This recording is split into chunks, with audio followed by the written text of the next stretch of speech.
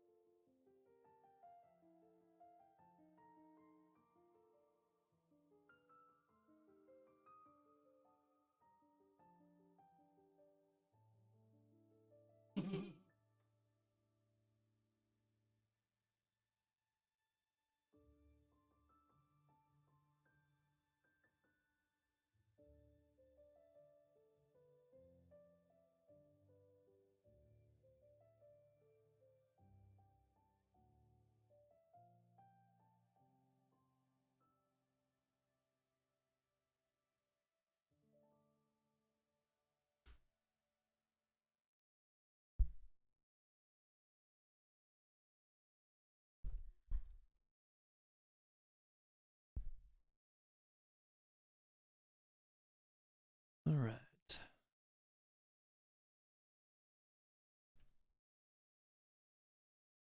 Anyways.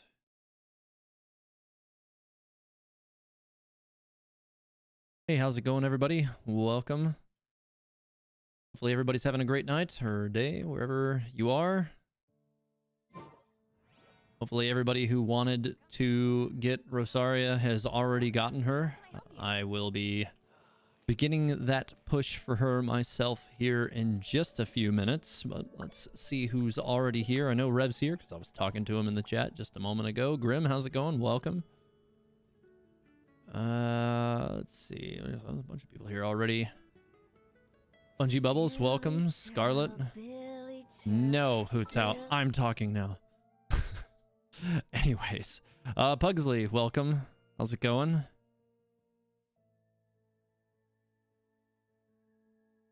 Sahand, welcome. Yeah, we got a good number of people here already before I got started tonight, so thanks for being here. I'm not going to make everybody wait terribly long. I'm going to get into this in just a second here. I've been holding on to some Primo Gems here for like a month.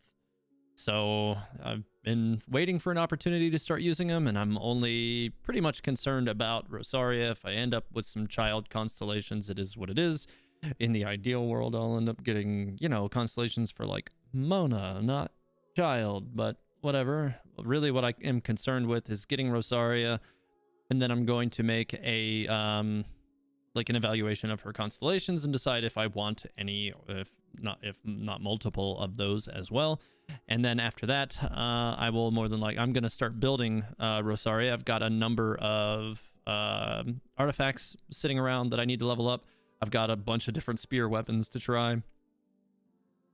So yeah, I'm going to see which ones I like and kind of go from there. So with that said, let's get started with rolling for Rosaria and see how this goes.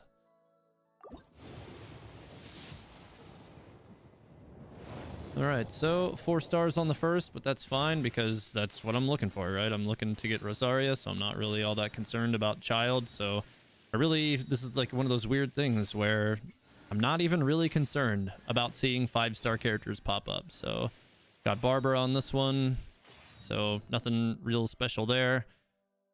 I've had her maxed out for a long time, so I'm not really worried about that. I will still, you know, I'm not planning to waste anything, so it'll still be, you know, getting to 70 and going to single pulls like you should always do, because doing anything else other than that is just being wasteful. Anyways, nice. Okay, so I got Rosaria after only 20, so that's cool. That means it's not going to make me struggle like it did for, it was Xinyan. It really did make me struggle, for sure, for a long time with trying to get her, but then eventually I did. But yeah, okay, so I already got Rosaria, so that was easy. But with that said, I want to take a quick look at her constellation situation, because that's going to definitely bear impact on whether or not I keep going. Okay. Oh, neat. Her constellation looks a lot like the cryo set crown, which is interesting. Which is, now that I'm realizing, it's definitely the crown that she is currently wearing, I believe. But yeah, they both have a very similar design to them. All right. So her first constellation deals a critical, or when she deals a critical hit, her attack speed increases by 10%, and her normal attack damage increases by 10% for 4 seconds. Because I'm going to be shooting for as high a crit rate as possible, that does sound like a constellation that I definitely want. All right, let's see. C2, duration of Ice Lance created by Rites of Termination increased by 4 seconds. That also seems really helpful since she's going to be a secondary for a HuTao. That definitely seems important. Increases level of Raging Confession by 3. Okay. Number 4, Raging Confession. Crit rate, or crit hit, regenerate 5 energy for Rosaria, which will help bring her elemental burst up. Oh man, this is making it look like I want a lot more constellations for this character. Usually with the 4-star characters, I'm not all that concerned, like, because I usually get them anyways. But you know, here we are. Like, I'm having to make some decisions on this right now. Increase the level of Rites of Termination. And then Rites of Termination's attack decreases opponent's physical resistance by 20%. So this makes it seem as if, like, it kind of makes you want to build Rosaria as a physical damage dealer if you get her to C6, as opposed to one that's more focused on cryo. But that, I mean, it kind of seemed like it depends on what role you're trying to use her for. Like, as a primary or secondary character, then you're probably going to be more concerned with her white damage. And so if you're C6, then you're probably going to want to build her into white damage. But if you're building her more as a burst character, where, you know, she's relying on damage applications through her E and her elemental burst, then you may not want to do that. So let's take a look at the talents really quick as well. I want to say Okay, 52.5%, 5-hit combo cross. It's pretty average, I think. Okay, skill damage, 58 plus 136 at base, 6-second cooldown. And then skill damage on this is 104 plus 152, 132%. 8-second duration for 15-second cooldown. Interesting. Okay, I'm feeling like I'm going to want to try to get at least a couple constellations for her to start. Let's go back to that one more time. I shouldn't have closed off that window in the first place. So, yeah, the increased duration. So I would say C2 at minimum. And then, you know, in the coming week or so, I may try for more. So what I'm going to do is go back to it and roll some more. And hopefully it will give these to me quickly and not make me suffer. But, you know, we'll see how all that goes. I already got her once, so I'm just going to skip now. Getting a whole bunch of this new bow here. Lion's Roar. Meh. Already had one of those for ages. Anyways, I'll get a lot of those, but... Okay, well, I got a 5-star character in 40 rolls, so that's unique and, like, doesn't happen for me a whole lot at all. So let's see who that ended up being. Oh my god, I got a Chi-Chi constellation. Okay, well, still the game punishes me without ever wanting to hand over a Mona constellation, but, okay. C1 Chi-Chi it is. Not bad. I'll take it. So we'll go with that. So that means my next 5-star would be a guaranteed on Child if I got another one.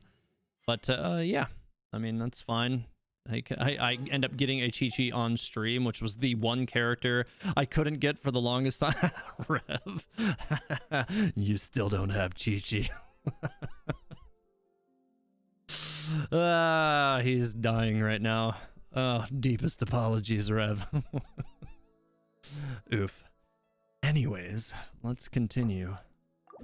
So back to the back to it. Continuing to try and get more Rosaria constellations. So far, none. And I got another official. All right, game, come on. Deal them out. Let's get Rosaria constellations. Let's go. Let's go. Oh, the flute. Super cool. Come on, don't make me suffer, please. I'd like to see C2 here without a struggle. More official. Ugh. God, I got that first one so easily. Come on, Rosaria's. Okay, there's a C1 Rosaria. Okay, there's something. All right, I need one more. Come on, one more. Come on. Hey, look. 2 Barbaras. Ugh. All right. Wait. I need... That's not enough. Yeah, okay. So I need to go to the shop where I can just... Well, I don't want to use all of the ones that I have because I have been considering buying a Royal Spear for Rosaria in case I don't like the Battle Pass weapon. So I need to make sure I leave at least 24 on the table right now. So that'll leave me with 20. There we go. All right. So we're in an okay spot for that. That'll put me back in business for this, for another couple of rolls at least. Skipping, come on. Oh, God. This is definitely going to make me suffer. All right, 7 additional. So that puts me at 70, so I'm getting dangerously close to... Hey, look! The only other 2 characters in the banner, other than Rosaria. Oh, God. Okay, well, I guess I'm going to start with C1 Rosaria for the evening. And then, I don't know, I guess kind of depending on how things go, I may add to it later in the week and kind of go from there and see how I'm liking the character. Like, I would have to say based on the 4-second duration increase. No, I'm not going to take that yet because I need to make sure that I have enough books on hand for Rosaria. But yeah, so I'm just gonna have to wait and kind of see how all that goes, and sunlight. we'll go from there. So in the meantime, so the game decided to definitely make me suffer, but okay, I just wanted C2 and it only got me to C1. It could be worse, but I'll get there. So I definitely want this one though. The extra 4 seconds seems like it'll be really, really, really useful. For a 4-second, that's pretty significant actually. It's a, what is a 50% increase in the time duration for that skill that will leave only a 3-second downtime in between the cooldown and the ability to reuse the skill again. So that's pretty solid. I definitely think that would be something that would be really worthwhile to have. If you can get it, like I'll probably, push for even more if I can over the next couple of weeks. Yeah, especially since this one also helps to bring it back up a lot more. It'll make her even more effective as a secondary DPS. It's definitely something that seems useful. But yeah, so we'll see. It'll definitely kind of depend on how I want to go forward using the character. All right, so the next thing I need to do is kind of reform my group for her. So for the longest, I've been using Xinyan in this group and going with Pyro Resonance to kind of increase damage across the board. But I guess with Cryo Resonance, we're done, the better. then I'll be sitting on, a very different set of extras.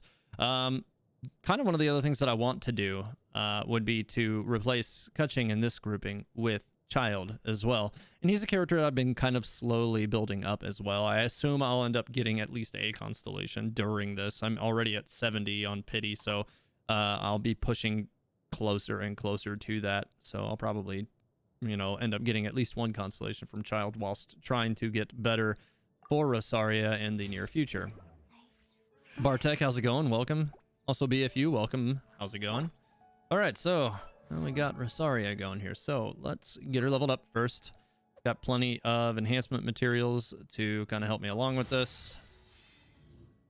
I've been pretty much just sitting on these for a little while, hoping that it wouldn't, or that I would have more than enough, and it looks like I definitely should. Hopefully I won't have to go tracking down everything. As you all know, I don't actively search out leaks of any kind, so as a result of that, I frequently don't necessarily know exactly what equipment that I need for the character in advance. So hopefully I've got everything. All I could kind of do was just blanket prepare myself to see what I would end up getting. What Tavot, did you not miss what? What are you talking about? I don't know what you're talking about, C3. Anyways, all right, so let's keep this going here. And another ascension. Yeah, I'm pretty sure I should have enough to at least... I'm planning to try to rush her to 80. That's kind of what I'm thinking right now. But we'll see. I should have way more than enough to do that without a problem. Being at 80, maybe 80 with Ascended 290. If she ends up being really good, a character that I really like using, then I could see, later on using her at level 90. But we'll see. All right, so on to the next one. Okay, stopped just a little short. When Rosaria Lorvid. So it's gonna take me a little while to get all of her friendship level stuff up to 6 so that I can even see all of that stuff. But I've got some other character lore vids planned first, I think. Unless, of course, I get through all of Rosaria's and I really, really, dig what they've done with it, and then at which point, I could possibly elevate her her priority in that list. But we'll see. Her collected miscellany was pretty interesting today, so it kind of helped give us a little bit more insight on the character as well. So we'll see. I most certainly will be doing character lore vids for every character in the game. That is hopefully not a surprise to everybody. That is my intent at this time, and then eventually I'll get it to a point where every character has been covered, and then when new characters get released, You know, they'll obviously be the next one, but it'll take, you know, a little time to get to it. But it's just going to take me a little while to work through the whole roster. All right. Yeah, I definitely have a lot of enhancement materials on hand. That will definitely help a lot. All right, so she's already at 80. I'm gonna... Oh, okay, I gotta craft a few of these, it looks like. 5 of those. I should have more than enough on hand of those as well, so I shouldn't have a problem with that. Let's see. I need 5 of these. Yeah, I've got a ton of those. I've got a ton of these. Let me just go ahead and craft a few of these and keep that going. Okay, so I need to make... I can already make these 3, so I'd need to make 2 more from that. Going all the way back up here. So I need to make 6 more. So yeah, what I'm like I said, what I'm gonna do is I'm gonna drop her at... I'm gonna leave her at level 80, but she'll be enhanced all the way to 90, which will, you know, at least give her the primary stat benefits of all of these levels. So I really hope she ends up panning out, because this is a rather large investment of materials overall, but that'll have to do for now. I'm going to leave her without going to 90 for the time being. Okay, well, I'll already have all of those voice lines, which I can go over as well. If everybody wants, I can go over the voice lines that... Oh, wow. Hey, my wife pulled Rosaria on her literal first pull, so... Seems like all of our IP addresses luck went to her computer tonight instead of mine, but you know, whatever. I'm definitely happy for her, so that's good. She's currently over there freaking out. I mean, I got mine on the 2nd, but I did want to get to higher constellation levels. So, but yeah, she got hers on 1, so that's awesome. Yeah. So with all of these ascension things, oh hey, there's already the birthday one because I had that. Birthday. So if you have any dirty work that needs taking care of, I can give you a hand. Just don't tell anybody. Got it? Interesting. Just what I needed. You have a job for me? I've got time. Huh. Good. Getting stronger means finishing jobs quicker.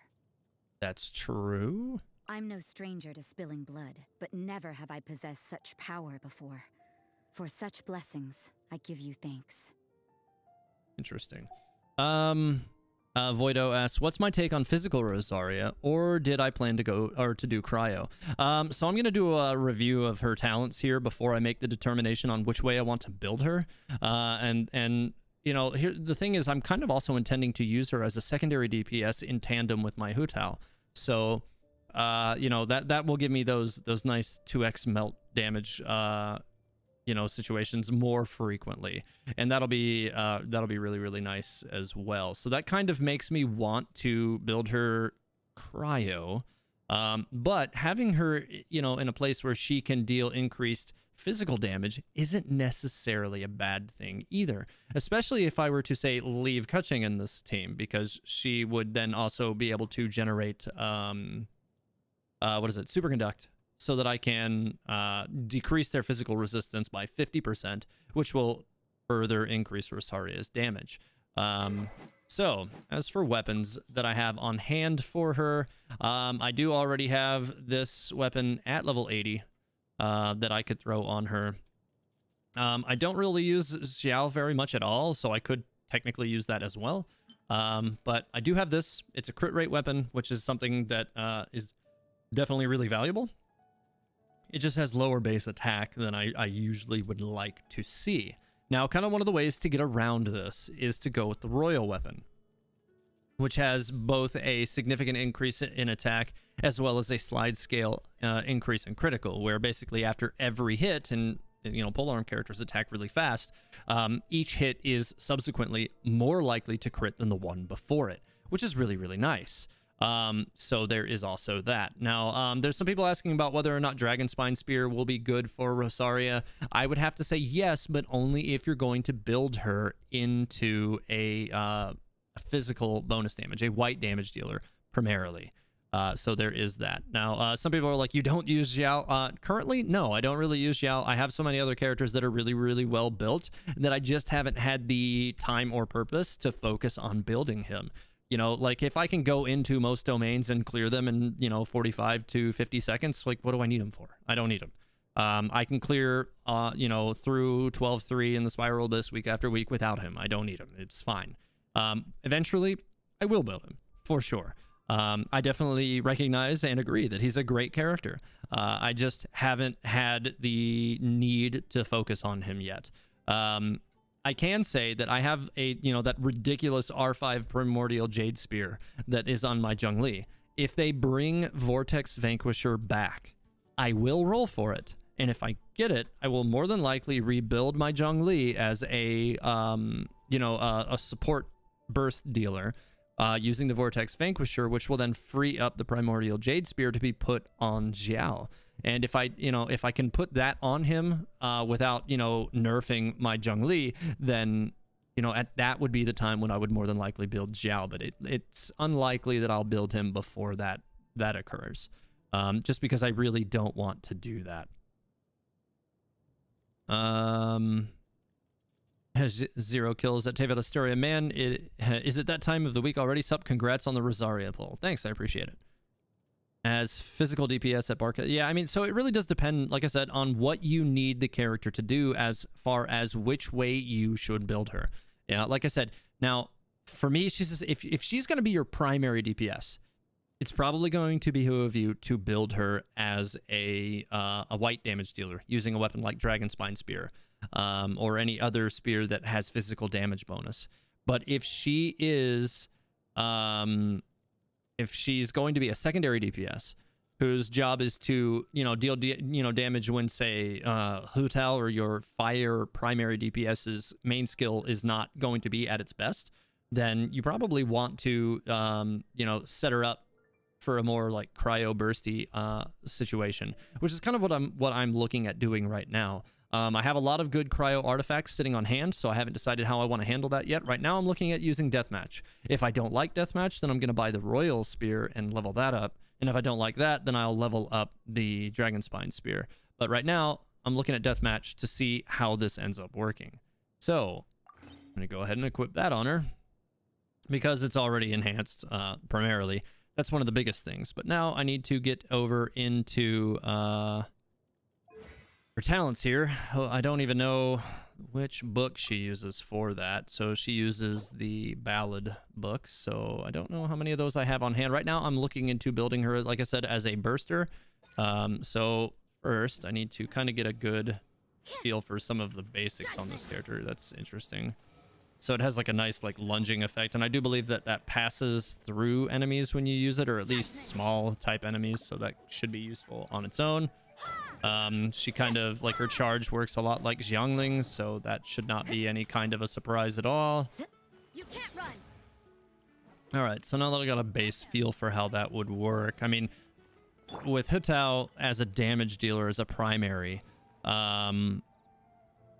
you don't have a lot of downtime between when her pyro main skills are available and when they go back down. So what is it? I think it's like 4 seconds or something, or I guess it's 6 seconds. So for me, it would be using it like that until that time, swap to Rosaria, get in there, deal some cryo damage, hopefully have the elemental burst recharged enough to then also pop that as well. But, so kind of one of the ways to also do it would be to start every battle by first, hitting them with Rosaria, swapping to HuTao, then using, or any primary pyro character or whoever you're planning to pair her off with, so that you can go ahead and combo into the, those melt damage opportunities, because those are really, really important. Okay, so back to setting her up. Right now I'm looking, like I said, I'm looking at going for more of a cryo build for her. I've already got, one white damage spear user. That's my my Zhongli. I'm not really looking to do that again right at this time, and I really don't have outside. Well, I guess I do have, large cryo output as a result of Ganyu, but she's really more of a flex character, and I tend to pair her with Mona more so than anybody else, although I do sometimes pair her with HuTao, which is definitely really useful as well. So with that in mind, going for more of a burst build, I do have, like I said, a lot of artifacts on hand because I've been farming them for weeks now. If I wanted to be burst cryo, then a 2-piece Blizzard Strayer would be useful to increase that base cryo damage. And then something like Noblesse Oblige would be good for the other 2 pieces, because that's going to increase their elemental burst damage. There are other ways. I mean, I could go 4-piece, and then when a character attacks a opponent affected by cryo, their crit rate is increased by 20%. If the opponent is frozen, well, that would only work if I have Child already built out, so that's, not necessarily the ideal way to go there. I'm not real worried about Elemental Mastery at all, so I don't think that will be useful at all. Let's see, what are my other options here? Gladiator's always good just to increase raw damage across the board as a 2-piece bonus as well. So that would be another way to do it, as opposed to going with 2-piece Noblesse Oblige, just increasing her elemental burst damage. I could increase both her E and her elemental burst simultaneously by going with a 2-piece Gladiator. And then for Oblige, you get elemental burst damage for the 2-piece, but you also increase all attack for your entire party if you have the 4-piece set by 20%, which is also a compelling thing to use if you're using her, again, as a secondary DPS. But keep in mind, using this as a, you're turning her into a buffer at that point. So her damage across the board will suffer if you do that. She's not really going to function properly as a secondary DPS. She would really be more of a setter at that point. But it's still not necessarily bad to roll that way if you're trying to bring out the best in a pyro elemental primary DPS. So I'm thinking right now, I really am thinking that I'm going to go with the 2-piece Gladiator 2-piece, what is it, the cryo set, Icebreaker's Resolve. I never can remember that one's name off the top of my head, but yeah, I'm thinking that's what I'm going to go with, unless of course I have sufficient Noblesse Oblige pieces to boost that, but I'm not even sure that's what I want. Yeah, I'm going to go 2-piece Gladiator 2-piece cryo, I think. So I need to go through everything and see if that's going to work. Let's get into the chat here just for a second. Eddie says, I built Rosaria as a cryo damage dealer, but her white numbers are still doing decent, to be honest. Okay, well, that's good to know. Out of curiosity, what did you do to build her as a cryo damage dealer? Did you go 2-piece Gladiator 2-piece cryo? That seems like the way to do that most effectively, unless you're trying to just increase the burst of her elemental burst. That was a bad sentence. My apologies. Oh, Tevet, I thought you would stream tomorrow. No, I mean, so C3, if you look at historically, whenever a new character releases, I always stream the same day. So that's always whenever, like, it has been pretty much without fail, I think, since, I want to say when Albedo came out. That's when I started streaming the same day as the character releases. But it might be as far back as Zhongli, even. Dr. Magoo, deathmatch goes well with her aesthetically too. Nice, okay. Yeah, I'm glad you guys like that done. That's also important, if it looks good on the character, that always helps as well. Dr. Magoo, I re-rolled at the start 100 times for Kuching. Hey, I mean, there are worse things you could do. That's a good character one way or the other. Victoria's Creations, you are the only YouTube streamer I watch. Thank you for the great content. Well, thank you. I appreciate it. That means a lot to me. Thank you. I know a lot of people go to Twitch for streaming content, and I haven't really decided if I want to mess around with Twitch or not yet. I mean, I have a reasonable, audience here. I mean, I'm not going to say, I'm not pulling, thousands of people or anything, but like, I'm happy with what I have here. And I if it's not broke, don't fix it. So I've been happy with this, and I don't really have any reason to complain. So yeah, I'm really glad that you've been watching me here over on YouTube. Thank you. Angela Wong, I'm so sad I did like 45 pills and no Rosaria. Unfortunate. That's the worst. I did a whole bunch myself. I guess I did like 110. I did get 2 of her, so I can't really complain, but I was hoping for a C2, but that didn't work out. I ended up getting, like, what was it, 4 Barbaras and 3 Fischls, but only 2 Rosarias. Of course, the character I wanted the most was the one I got the least, so, not a surprise. Mappa Mare, good on Mona. If not, what's best free-to-play weapon for her? I would not put Mappa Mare on Mona. No, that's a support weapon.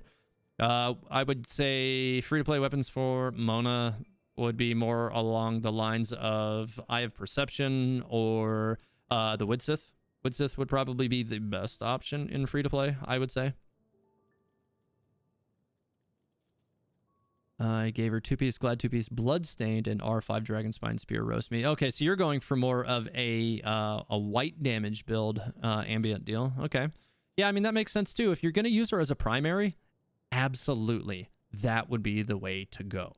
I don't like, why would I roast you? I think that's a completely logical way to go if you're trying to use her as your primary damage dealer. Nathaniel Bond, ugh, Twitch sucks. Please don't become a Twitch person right now. I have no intent to. And honest to goodness, I mean, most Twitch streamers really don't make that much revenue off their actual like ads and stuff. Like you make better revenue doing YouTube stuff anyways. Now, I mean, it's not to say that there isn't, you know, lucrative opportunities within the Twitch platform as well. But I think I'd rather grow my community here. I'm not really interested in messing with all that. I happen to have a level 90 deathmatch laying around. I used to have on Jung Lee. I'll give to Rosie. Nice. Yeah, I mean, mine's level 80. If I end up liking it with the way she's set up now, then I'm probably going to boost it and go ahead and set her up with a level 91 as well. All right, so the next thing I need to do, I need to see what kind of gladiator plumes I have available to me or otherwise that will give me my best opportunity. So this one's not bad. It's got at least attack and crit rate. So that wouldn't be terrible. So I'm going to go ahead and equip that as a kind of holding piece here. But let's see if I can get one that's perfect first. So I've got a whole bunch of these cryo ones. So let's see if I've got any of these that would define as perfect. I doubt it. Doesn't look like it. Oh, this one's already locked. So this one has crit damage. It doesn't have crit rate. So that gladiator one I just put on her, did it have 4 stats? It did already have 4 stats. So it's attack and crit rate. It doesn't have crit damage, which is kind of sad. I'd certainly like it to have everything. Actually, kind of I'm thinking, no, because this doesn't have attack. So that one is slightly better, at least for that aspect. So what I'm going to do is leave that one on her for now. All right, so let's see what I got for gladiator flowers here really quick. So this one's got attack and crit damage. It's not terrible. If it picks up crit rate, it would be better. This is just crit damage. Crit damage. This one's crit damage as well. I got a lot of these with crit damage. Yeah, not necessarily so much with crit rate. Doesn't look like I've gotten a whole lot of... I got one cryo flower here with attack and crit damage as well. I mean, I guess this could end up being my off piece, possibly. If I can't find what I need, then yeah. Victoria's Creations, there should be a link to my Discord in this video's description, actually. Let me know if there's not, but I do believe I have it set up default to always include that. So yeah, it should be at the very bottom of the video's description. Okay, so anyway, so yeah, my flower might end up being my off piece. We'll see. Kevin says, I'm skipping Rosaria. Seems to me like she's just another version of Kaya. They pretty much do the same thing. I think Rosaria is going to be a little bit different than Kaya, you know, in a number of regards. I think, one, Kaya is kind of a little bit more of a slow brawler. He's, you know, he heals himself a little bit. He's kind of a slow attacker with a little bit heavier hits, whereas Rosaria is a quick attacker. And is a bit more agile. Her elemental burst affects over a much wider area and deals off-screen damage over that wider area. So, for instance, Rosaria would even be okay at being paired with, you know, characters like Mona for a frozen reaction, whereas with Kaya, you can't really utilize that very well because you're going to have to put Mona up against the enemies, you know, at point-blank range, which is not really where you want that character because she just gets exploded when you do that. Anyways, so on to the hourglass here. Let's see what I can find here. I should have a lot of these. I've been running these domains like crazy lately, but let me see what I got for gladiator ones first because I'm still trying to finish that set too. That one's just awful. That one's also not good. And neither is that one. Why am I even locking these? I guess probably just as like, you know, pity ones because I don't really have anything better, I guess. Gladiator pieces are so hard to come across. Warpaint unicorns, 34 wishes and no Rosaria, but I've got 44 basic banner wishes ready for her at 1.5. Yeah, It's a good call. Wouldn't necessarily be the worst way to go. Just wait and wait for 1.5 for her to be over there and grab her up there. Looks like I've got a few more of them here. Let's see if any of these are good. This one's... Oh, it's HP, though. It's useless. Defense, useless. This one on Ningguang has flat attack percent.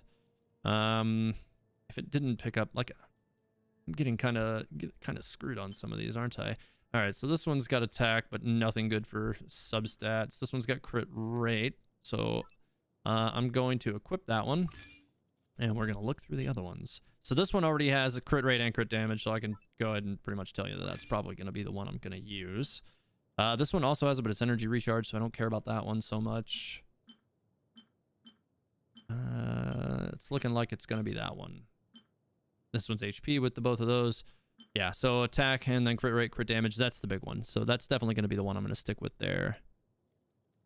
Rosaria's normal attack does more damage than Kaya's, but Kaya's elemental skill is more effective, and also Kaya heals himself, and Rosaria does not. Well, again, they kind of fit different roles for different purposes.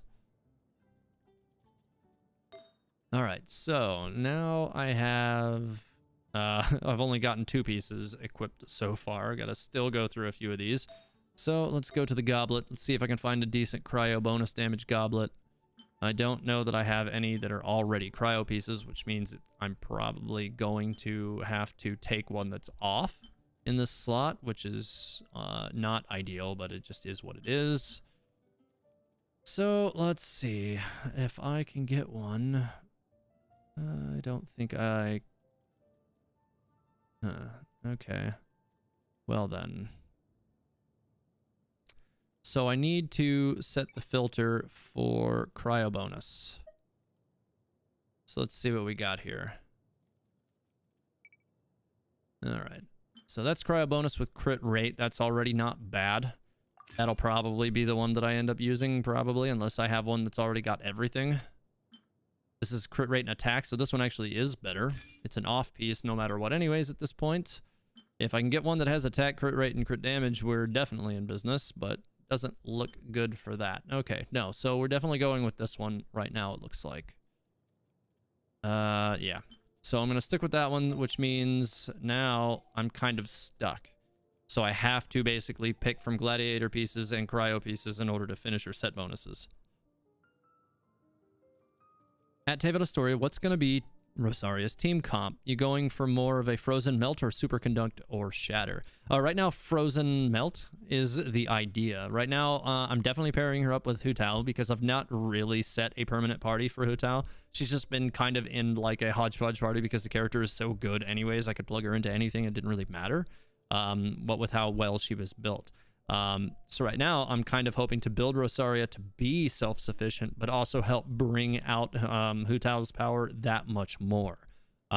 So with that said, if she, ends up being really good, then the third slot in the party will more than likely go to Kuching. But if she ends up just being kind of so-so, and I mostly use her for...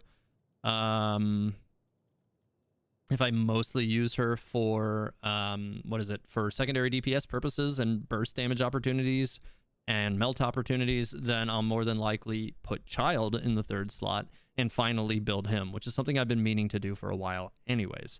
Anyways, so on to the circlet slot. Let's see what I've got over here in terms of... probably crit damage would be ideal because I've got crit rate on the weapon. And that's kind of the thing that I've been struggling with so far. So let's see what I've got. I've got 2 of them that are crit down. This one's got crit rate and crit damage on it already.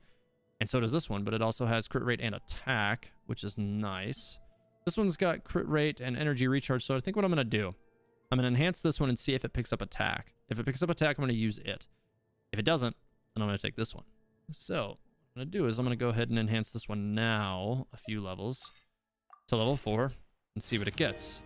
And if it doesn't work out, then it doesn't work out. And we'll go from there. It picked up Elemental Mastery, effectively making this piece garbage. Okay, so the other one is still a pretty decent piece one way or the other, so I'm not... what did I just... Hey, I accidentally unlocked that. Okay. I need to unlock this one. And lock this one and equip it. So I'm definitely using that one. There's not even a question about that now. But I can use that one as equipment fodder for this now. Oh, wow. I got a 5 times on that. I'll take it. Oh, wow. That's horrible rolls. Just awful. So the level 4, 8, and 12 all went to defense. Just awful. That was just not good. That wasn't good under any circumstances. Okay, well, that's just terrible. Hopefully the level 16 and 20 will go to crit rate and help me make this piece less awful. Anyways, so now that I've got the 2-piece cryo bonus, that means that the flower has to be a gladiator one. That's all I've got.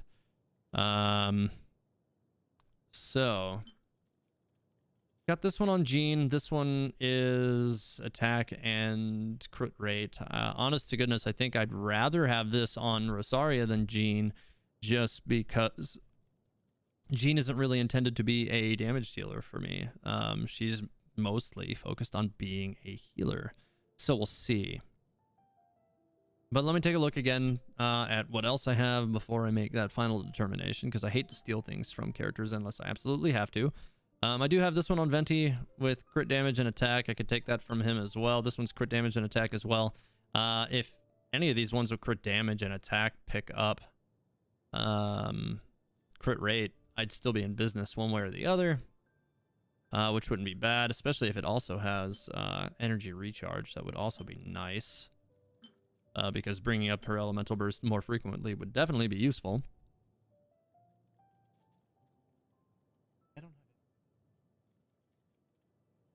All right, so let's see. I think I'm gonna start with. I think that. Let's see. I have this one on Venti. That's attack, crit damage, and defense. I think this one was as well, except for it's percent based. So yeah, I'm gonna take this one. Hopefully, it'll take crit rate as its last bonus. Please, please do me a favor and take crit rate here, because that last one was already terrible, and if this one could do me the amazing favor of being not awful, that would be great. Hey, got HP. Okay, so my rolls tonight are not going great at all. Okay, so right now, jeez, I'm having to kind of consider how this is shaping up right now. She's at 52.1% crit rate. She'll probably gain a decent amount of crit rate, at least some, from her enhancements of the artifacts. But we'll see. This one's got crit rate. Her crit damage definitely needs to go up a lot more. That's going to be coming mostly from this piece. I feel like I need to probably start by enhancing this first. And I don't think I had any decent cryo flowers at all. This one has crit damage. I mean, I guess at 50% crit rate already, I could take this.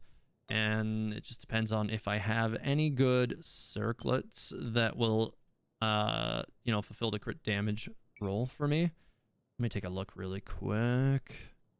So I do have some. This one's got crit rate and attack. That's not bad either. This one's got crit rate and attack flat. That one's not good at all. This one's attack and crit damage. Oh, that one's not what I need anyways. This one's crit rate. Okay, so it's these first 3. I would have to say this one. Yeah, this one. I think what I'm going to do, I'm going to go ahead and swap this. Because I think that this is going to work out slightly better for me. And I know, like, I'm kind of swapping out, a little bit of the crit rate, but I'm thinking I need to kind of rebalance, like, based on some bad rolls, I need to kind of rebalance some of this a little bit to help me get this thing off the ground. So what I'm going to do, since that other circlet ended up just terrible, that's going to end up being fodder now, because that thing is junk. It rolled so much defense. I don't see how I could ever use this for anything and be happy about it. So that it should have been good. I wanted it to be good. It ended up crap. So that just is what it is.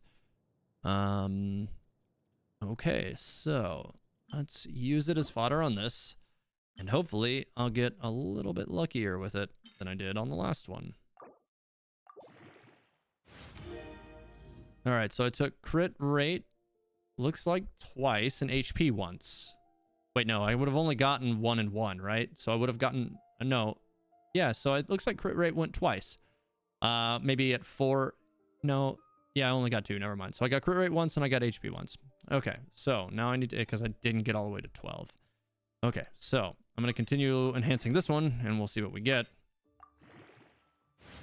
Really can't wait to try and actually get this character out there. Elemental Mastery, that was not ideal, but whatever, it is what it is.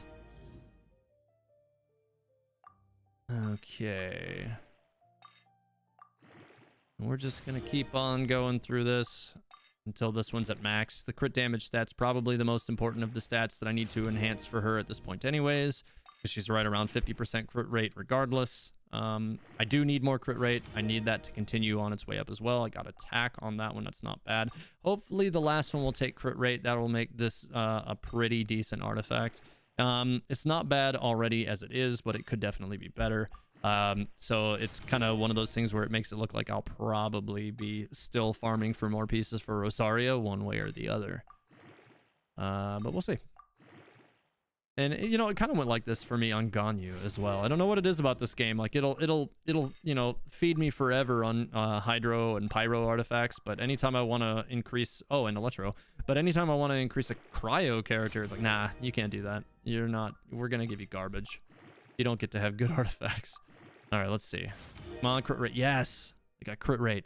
Okay. So this is actually a pretty good artifact. I'm not displeased with this. 62% crit damage for 10% crit rate and 8% crit damage, or crit attack, standard attack rather. That's pretty solid. I'm happy with that.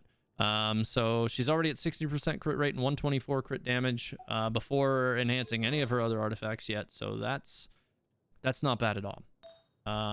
If this takes attack or crit rate, that would be amazing. This one already has attack and crit rate as well. I think I'm going to increase the sands next because I've got crit rate and crit damage on this one, and I want to see what it's going to take. So let's do this.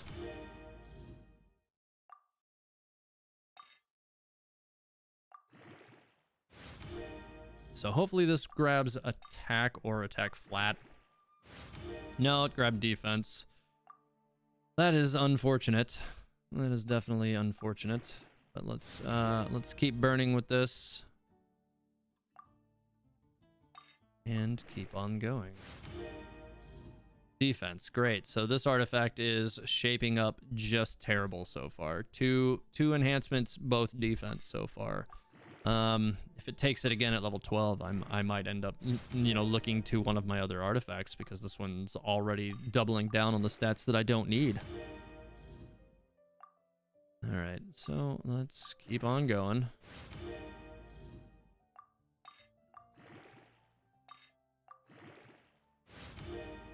Did that go? Okay, it did go crit rate, so that kind of helps to save it. Hopefully it won't take any of these defense bonuses anymore, and it'll just keep sticking to the stuff that I need. Because that would definitely be a lot more effective than the defense that is completely useless to me. Right now, the party is still built around keeping Chi-Chi in place, so there's also that. All right, come on, let's go. Crit rate or crit damage, either or I'm fine with. Crit rate, okay. Nice, okay, I got one more. If it takes crit damage, that would be amazing. If it takes crit rate, that would still be good. I think I'd prefer crit damage at this point because her crit rate's already going to be hovering around 70% now, I think, or close to it. Maybe like 67%-ish, I think, now. And I still have other artifacts to enhance, so it's like she's pretty stable in crit rate. I'd like to see more crit damage at this point. So let's see what we get. Oh god, I'm not getting very many of these boost ones, am I? Definitely need to to get some boosted ones so I don't have to burn so... Oh, okay, finally got one. Crit rate again. Okay, oh, well, I mean, hey, that's a lot of crit rate. 13.2% crit rate on one artifact. It also has 5% crit damage. It's still nothing to be upset about. So I'm not upset with that piece. Could it be better? Yeah, it could be, but I'm now at 68.5% crit rate. I definitely want to see this crit damage go up some more, though. I'm still sitting at the 2-to-1, basically. You know, that's a ratio that I generally try to keep, but after a certain point, you know, once you're past 50%, you know, you can start to skew that a little bit more. So right now, you know, I'm hoping to continue to pump up that crit damage. That would definitely be ideal. Let me take a look, see at all of the other cryo pieces I have again, because I do want to see something here because of how high her crit rate already is. I want to see if I have any that had crit damage instead. I don't think that I did. No, it doesn't look like it. No, and these aren't cryo ones down here, so I'm not worried about those. All right, so I'm kind of stuck with that one. Hopefully it'll take crit damage in the final slot then. I don't really have anything else to swap it to at this time. I'm gonna still be running the cryo domain for a while. So we'll see. We will see. All right, nice. I got some bonus ones on that. I got attack flat. Okay, so it's crit rate, attack, and attack flat. It's not a bad piece. Like I said, I would have preferred crit damage, because that's definitely a stat that she's gonna need more of, for sure. But I'm gonna stick with this for now, and we'll have to just keep pressing on. Hopefully it will take most of its stats in crit rate or attack and not in that defense flat goofy stat that I have there that I don't really want. Okay, got a boost in attack percent. That's not bad. I'll take that. Certainly better than some of the alternatives. I'm into all these 4-star artifacts now, so I'm kind of starting to burn through my my stockpile here a little bit, but I've still got 2 more artifacts to enhance after this too, and I don't know if I have any pre-leveled ones that I can use as fodder. I kind of don't think so because I haven't leveled an artifact in a little while. Let's see what I get for the last crit rate. Okay, not bad. Could this one be better? Yeah, it definitely could be, but 11% attack plus 33 flat and 7% crit rate's not bad. The game seems to be wanting to give me a lot of crit rate on her, which is certainly not bad. 72% crit rate so far for 124.6 crit damage. All right, back to this again. I think Feather should be next. I want to take a look over these again, because of how high her crit rate already is. If I can swap to one that has crit damage as a focus instead, I may do that. But I need to see what else I have available to me. This one's crit rate and energy recharge. Jean has one that's got a lot of crit damage on it and attack, honestly, and it's already enhanced. I might just swap these, and call that one a win. Honestly, I think that might actually work better for me. I hate to reduce Jean's attack, but I can always just kind of swap them back out in the future. But let me take a look at some of these other feathers that I have just to make sure. Doesn't look like I have any. Yeah, so I think I am going to take Jean's and just swap her with the one that I have on Rosaria now. Hopefully it'll level up and give decent stats to Jean, but my Jean doesn't really have great crit rate, so she can't make good use of this crit damage anyways. So I'm going to swap these, and that should help a bit. So I took a dive for like a little less than 1% crit rate to increase 13% in crit damage. I think that was a worthy trade. So now I only have one more to enhance. I'm at almost 2k attack on her, which is about par for the course for me generally when going on a first pass build anyways. All right, so let's get this one enhanced now. This one's also crit damage.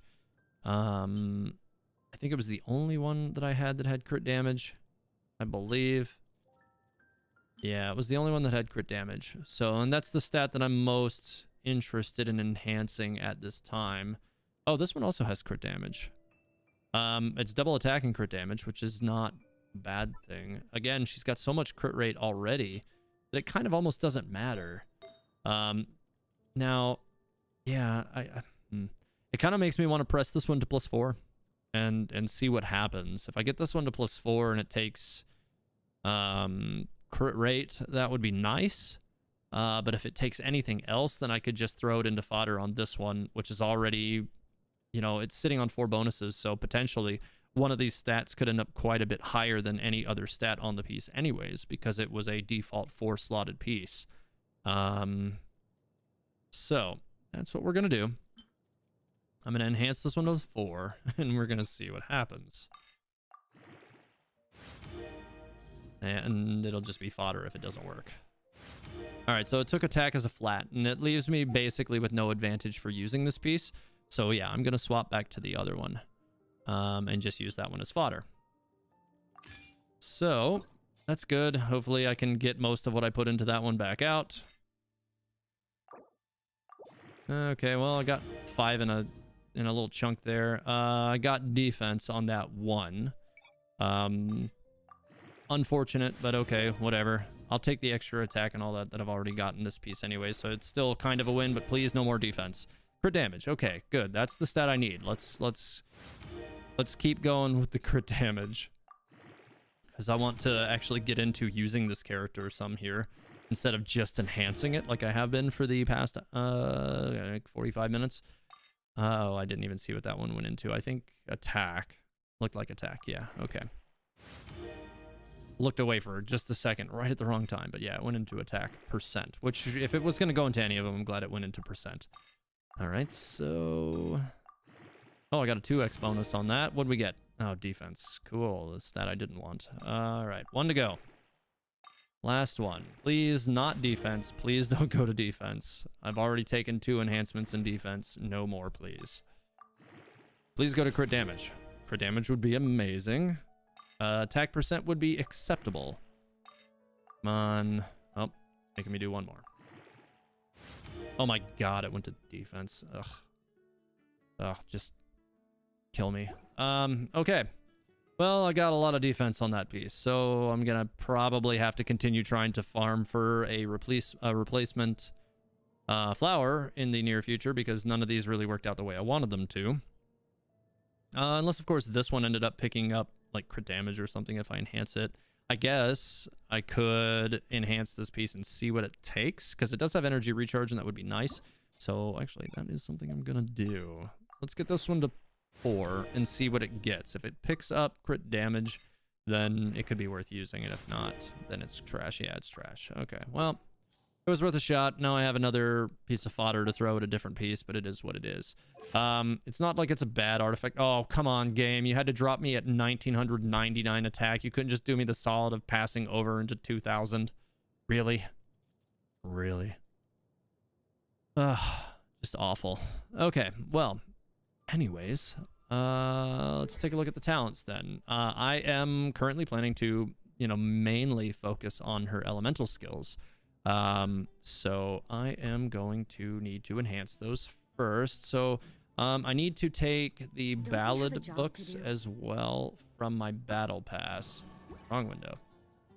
Because I think the battle pass was going to be those. Yes, good. Really glad I didn't claim those earlier when I wasn't paying attention, because that would have wasted some books that I needed. Anyways, all right, so let's get into the talents. I'm going to start by enhancing... I think her Elemental Burst will probably be the first one to focus on. God, I've only got 3 of these. Well, at least I can farm them tomorrow, worst case scenario, so that's not too bad. So, let's just press this one on up as high as I can. I don't know how high I'll actually be able to get it, but I'm going to push it for hopefully at least to 6. That would put me in a decent spot for use with her Elemental Burst. I don't think I can actually enhance any of this other stuff because I have no more books. Yeah, so I'll have to wait on those until tomorrow, but at least her Elemental Burst is in a decent spot, so I'm not displeased with that. Oh yeah, this nighttime run speed is definitely something else. You're definitely quick. And I do believe it applies to everybody. Yeah, it does apply to everybody, which is not bad. I'll take that. Kind of gives you, you know, at least a slight mobility advantage for traveling at night when using Rosaria, which is pretty cool. I'll take that. Oh god. So, you know, we're not in a bad spot. Yeah, this Rosaria ended up with a lot of defense, didn't she? And it wasn't, you know, it wasn't intentional. Certainly not. I got a 26.2% boost to defense on this piece. I took a flat 58 on this one. I took 11.7% on this piece. 35 flat on this one. Yeah, 4 of my 5 artifacts ended up taking quite a good decent amount of defense. She actually has a little bit more defense than even my HuTao has. But my HuTao has, you know, a ton of HP. Whereas Rosaria does not. So the final number on her crit rate and crit damage, 68.9 and 143.3. It's not so bad. So let's see. Another character I'm probably, like I said earlier, I'm probably going to build up soon will be Child. I've been sitting on, you know, R5. Actually, I've got 2 of these, but R5 Rust for a long time. So I've been wanting to build him, and I've just not done it yet. But I feel like Rosaria is going to kind of incentivize that. And if not Rosaria, then some other cryo character at some point in the future. Maybe Kamisato Yaka or something whenever she actually exists in the game again. Oh yeah, I never did add that constellation I got to Chi-Chi, did I? Okay, so she just generates more energy whenever you use her Herald of Frost skill. So okay, that'll still be useful. All right. Oh, I almost messed that up. Well then, I think everybody knows what time it is, since I was about to run out of this gate. And those birds still exist. I think, just briefly, it's time to get some extra poultry. Hey, I missed one. Oh well. I got all the others. That's all I really care about. Alright, so it wouldn't be one of my streams without a quick pass on Timmy's birds. But Timmy wasn't here for this one at least, so, you know, that makes it a little less horrifying, I suppose. Back to Chi-Chi, who actually, I've been holding off on leveling Chi-Chi for a little while now because I wasn't sure how much I was going to need for Rosaria, but now I don't really need to wait anymore. Why did I do that? Okay, so what I'm going to go ahead and do is increase my Chi-Chi to be, I think, level 80. I might ascend her to 90, but I think I can at least safely drop. Oh, no, I don't. Of course, I don't have Violet Grass. But because I have Chi-Chi, Rev, I can use her to find more Violet Grass. So there is that. So that's something I might do later. But for now, she is at least 70. So that unlocked her other talent that I didn't have going yet. So that'll be useful. Yeah, so that'll still be useful. When Chi-Chi hits opponents with her normal and charged attack, she has a 50% chance to apply fortune preserving talisman to them for 6 seconds. So yeah, that gives her a little bit more benefit overall. So that's not bad. I'll take that. YouTube GJ says, Rust is another level 90 weapon I have lying around, used to be on my official. So guess it can guess it can go to Child. Yeah, I think that Rust is one of those weapons that's kind of built for him, really. Like, if you look at the way that character is set up. Alright, so I'm sad that I don't have enough of the books to really get good use out of Rosaria's E just yet. But I'm going to take it up to the Thousand Winds Temple and just, like, beat on the Ruined Guardian up there that's usually easy to deal with. And kind of test her out one-on-one with that enemy first, and then I'll start kind of working into, you know, using her back and forth with HuTao. Warpaint Unicorn says, Child was first DPS character I got in the game. I enjoyed playing all other healers and supports when I started to pull back in late October. Okay. Yeah, I mean, Child's a good character. I don't really have anything, you know, to say bad about him. I just never had the need to use him because of, you know, Mona.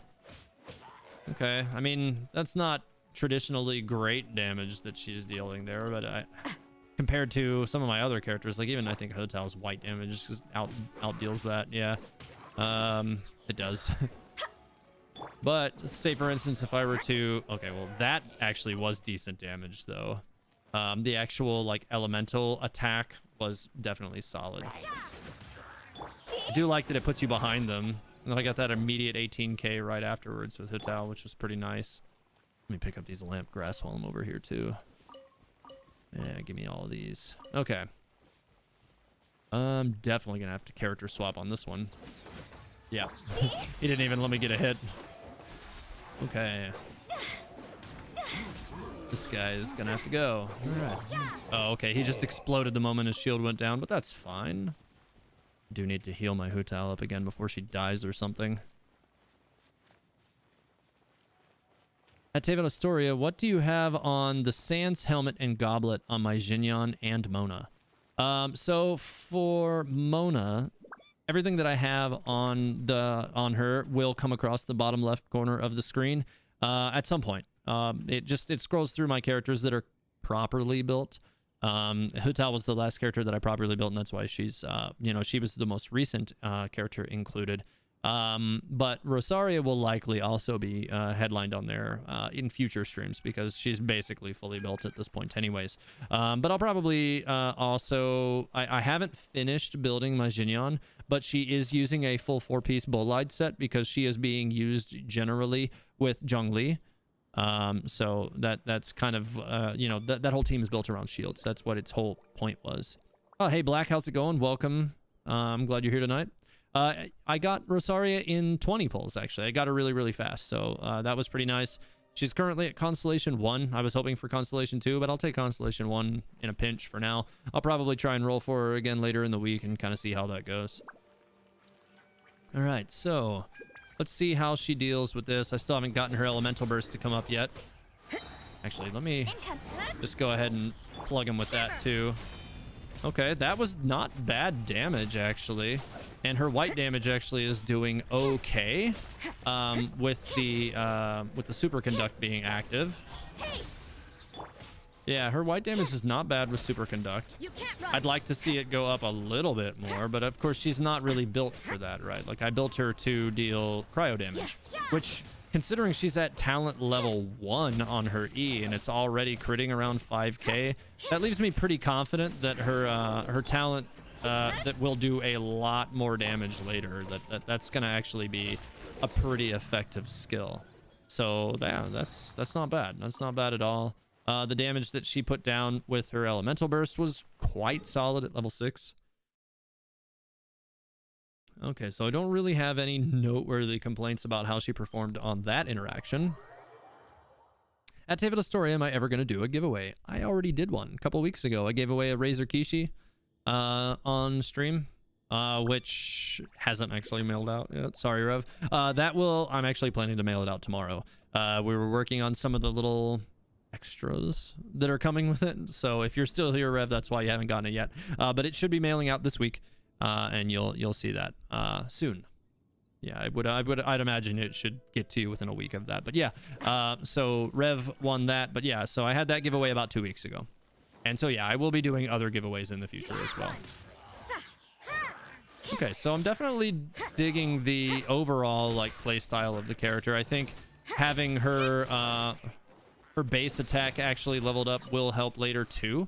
And being as she's going to be built as a secondary DPS and burst dealer overall, having pretty much all of her skills leveled up is going to be, you know, kind of a necessity.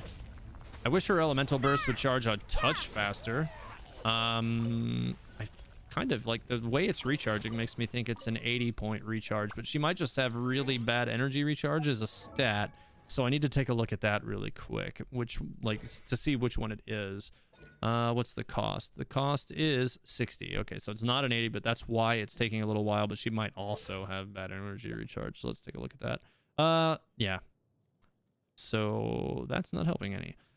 Because she's really not sitting on any extra energy recharge from anything that I have. I don't think I have energy recharge on any of her pieces. Nope. Nope. Nope. Nope. Yeah, so it's taking her a little while to get that stuff together. Rev, wait, I missed it. What? I mean, you can rewind it, bud. No, I was just saying, yeah, that I haven't mailed out your prize yet. I do have it now. I had to order it and get it here first, and then my wife is working on some little extras to go along with it. So, yeah. But you'll see that stuff here probably within, I'd hope within a week. That's hopefully what's going on with that. Eddie, what's my Kuching build? My Kuching is probably one of my best built characters. She's like up there with my Mona and my HuTao as far as like overall equipment. She's sitting on a ridiculous 75.2% crit rate for 196.5% crit damage, which is just ridiculous. She's even got 132% energy recharge, which is enough to keep her elemental burst up really frequently. 2000 attack, pretty much 2081, so she's pretty much in the sweet spot with that as well. She's built as a 4-piece Thunder Soother set. So basically, any enemy that's affected by Electro will have a lot of extra damage dealt to them by 35%. The first piece bonus is not really effective. It's not really helpful in any meaningful way. But basically, the only attack for Kuching that doesn't deal a lot of damage is just sticking them with this. But the moment you hit them with the stiletto, they've already been affected with Electro. So when you claim the stiletto immediately afterwards, you're already getting that 35% bonus, and it just smashes stuff. She does so much damage, especially when I go to like the Regisfines and stuff with her. She just absolutely obliterates them. So on one hand, I am considering keeping Kuching with Rosaria, just to increase Rosaria's output as a burst dealer, because that'll give me that minus 50% physical resistance, which will be really, really nice. But I could also add Child to the group, because I'm sitting on Cryo Resonance in this team, and it almost seems like a waste not to have Child, right? Like not to have a Hydro character in the team, because now I'd have that opportunity to get Frozen output as well, which would be really, really nice. Oh hey, I just realized, because I'm gliding for the first time with Rosaria, that I haven't changed her glider yet. So let's see. I don't think the Mondstadt one looks very good on her. I think the Leoa one looks good on basically everybody. It's just a really cool glider in general. And then there's the Cryo one from Dragon Spine, which I mean, obviously because of her element, it seems to suit her well enough. But I'm thinking I'm gonna take a better look at the Leoa one on her, and yeah, I think the Leoa one works really nicely on her. It's the one I use the most anyways. It's definitely my favorite glider so far, but I'm anticipating that at some point we're going to get Inazuma, and whenever that happens, if there's a purple glider, I will be using it a lot. Alright, so I'm going to start by getting a little healing going on for my HuTao here before I get into this enemy too much. Just keep plucking away at this thing just to get her up to around 60% so that she sits just below 50 whenever I charge her off again. There we go. That should about do it. Oh my god. Oh my god, that thing got absolutely destroyed. Yeah, I think it will definitely be nice to have a consistent cryo setter for HuTao. I think that's going to end up working out really, really, really positive for me in the long run. Oh yeah, I haven't done this yet. I need to do that at some point.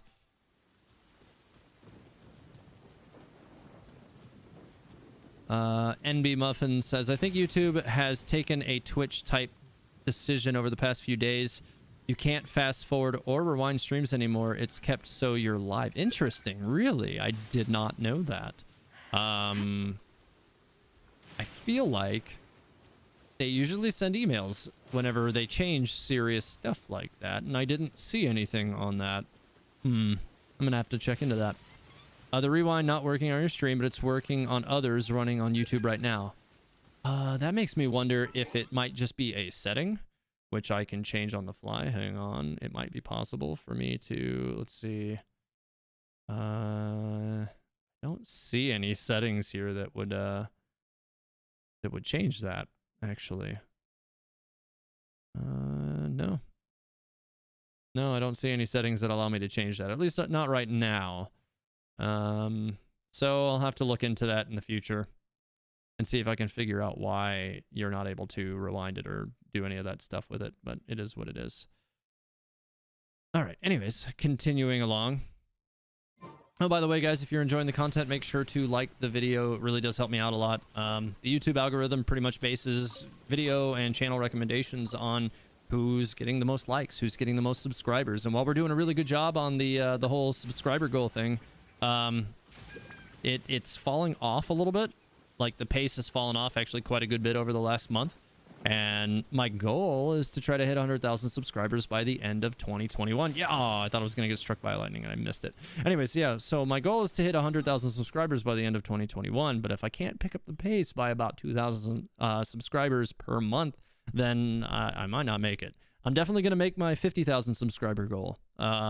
I set a generous period out for that one anyways, and I was pretty sure I was going to make that one when I started it, and it does look like I'm still going to get that one, but it's looking like 100,000 by the end of the year might not happen. I might end up in like the 80s or something unless I can find a way to pick it up. The last few videos I released actually really haven't been like getting recommended that much, which is, you know, just part of the struggle with, you know, defeating the YouTube algorithm. So the whole segue back into like and subscribe if you do enjoy the content. I really would appreciate that, and it does help me out a lot. So thanks a lot. Anyways, so let's get back into killing stuff with Rosaria. I really, really, really can't wait to go farm the ballad books with her tomorrow so that I can level up her normal attacks, level up her her elemental skill. I think that's going to change her a lot. I think it's really going to make her deal a lot more damage even than what she's doing now. I don't even think she's doing bad damage now. It definitely could be better. But again, you know, her talents are a little underleveled. Her elemental burst at, what, 6? Everything else is still sitting at 1. So all I can do is just, you know, grind that stuff out tomorrow and hopefully get her into a good spot with that. I'll probably try to get everything at 6. Right away, and then I'll probably focus on her elemental skill and her elemental burst after that. Oh, nice. I was really curious as to whether or not she would be able to get underneath the hilly churls when they do that. I'm really glad that she does. She just immediately knocked him over, which is really nice, because that, when they go flailing that thing around, can be really annoying. All right, so that was good. I'll take that. I do like that she teleports behind the enemies. That can definitely give you a nice advantage at times. Right, these guys are just going to explode because I swapped to HuTao.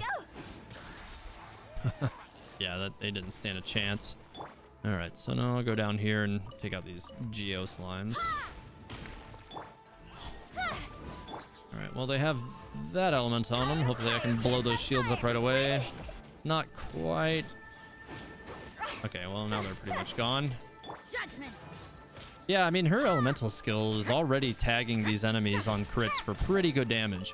And because she's sitting at near 70% crit rate, she's critting pretty frequently. So I'm definitely not displeased with her performance, especially considering she's a 4-star character. Like, she's not doing bad at all. Like, I definitely feel confident. Like, I'm going to be updating, I've been meaning to update it for a little while, with regard to HuTao's presence on the on my charts from the build video series. So I've been meaning to get HuTao added to that chart for a little while because it's quite obvious she's a primary DPS or secondary DPS. She can even be a burst dealer. So you can set her up in several different ways. Those would be my recommended roles for her. My primary recommended role for HuTao would be primary DPS for sure. But I also think that Rosaria could be effective as a primary DPS, just seeing even the numbers that she's putting up with underleveled skills in World Level 8. Like, I'm really not upset with this at all. And I'm liking having the Battle Pass weapon on her. And at this point, I'm definitely thinking I'm going to go ahead and make it level 90. Which I should have enough materials to do that now. And I believe it's already enhanced to level 90. Oh my god. killing rocks with characters who are not designed to kill rocks is just the worst thing in the world. I could have swapped to Zhongli, killed all these rocks, and swapped back and done this faster. Terrible. But yeah, so I definitely think Rosaria is definitely going to fit well in the burst category for sure. I think that she's definitely going to fit great as a secondary DPS. And really what I mean by setting her up as a, you know, a burst, like I think she's probably going to be best as a secondary DPS sub burst damage dealer. That's pretty much what I have her set up for now. But she could also be set up as a pure burst through her elemental burst. It seems like that's going to be a powerful skill anyways, so you could definitely use that role as well. And then as a white elemental damage, you know, non-elemental damage primary DPS. So those would be the 3 roles I would say for her. I don't know that I would recommend using her as a support, like, you know, Noblest Obliged 4-piece. Yeah, you could do it. I don't know if that's going to be her best option though. I'm gonna keep trying to attack these things with Rosaria for now, just so I can continue to kind of feel out how all of her skills work. She's not, you know, killing any of this stuff classically fast, not like HuTao would for sure, but she's not doing bad. Like, her damage is definitely more than solid. I'm more than happy with it, considering how underleveled her talents are at the moment. I do like how, you know, like, especially when her elemental burst crits, how much damage each of those procs do.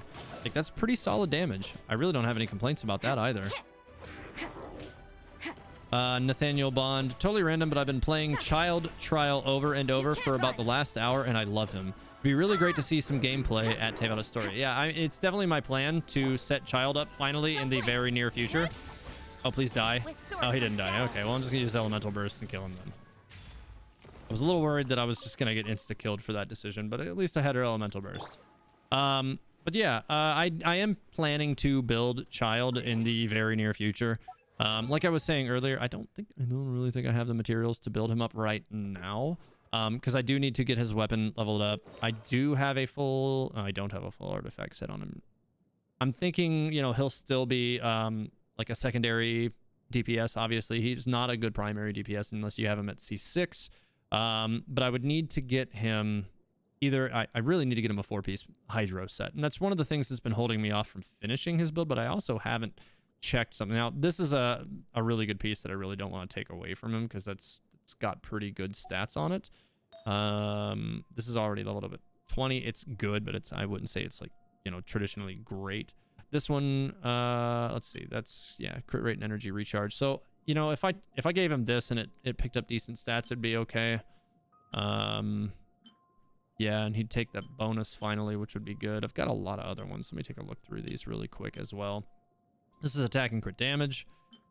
That one's crit rate and HP, so nothing really special there. So yeah, I mean, I've got one other one I can actually finally get him swapped out to.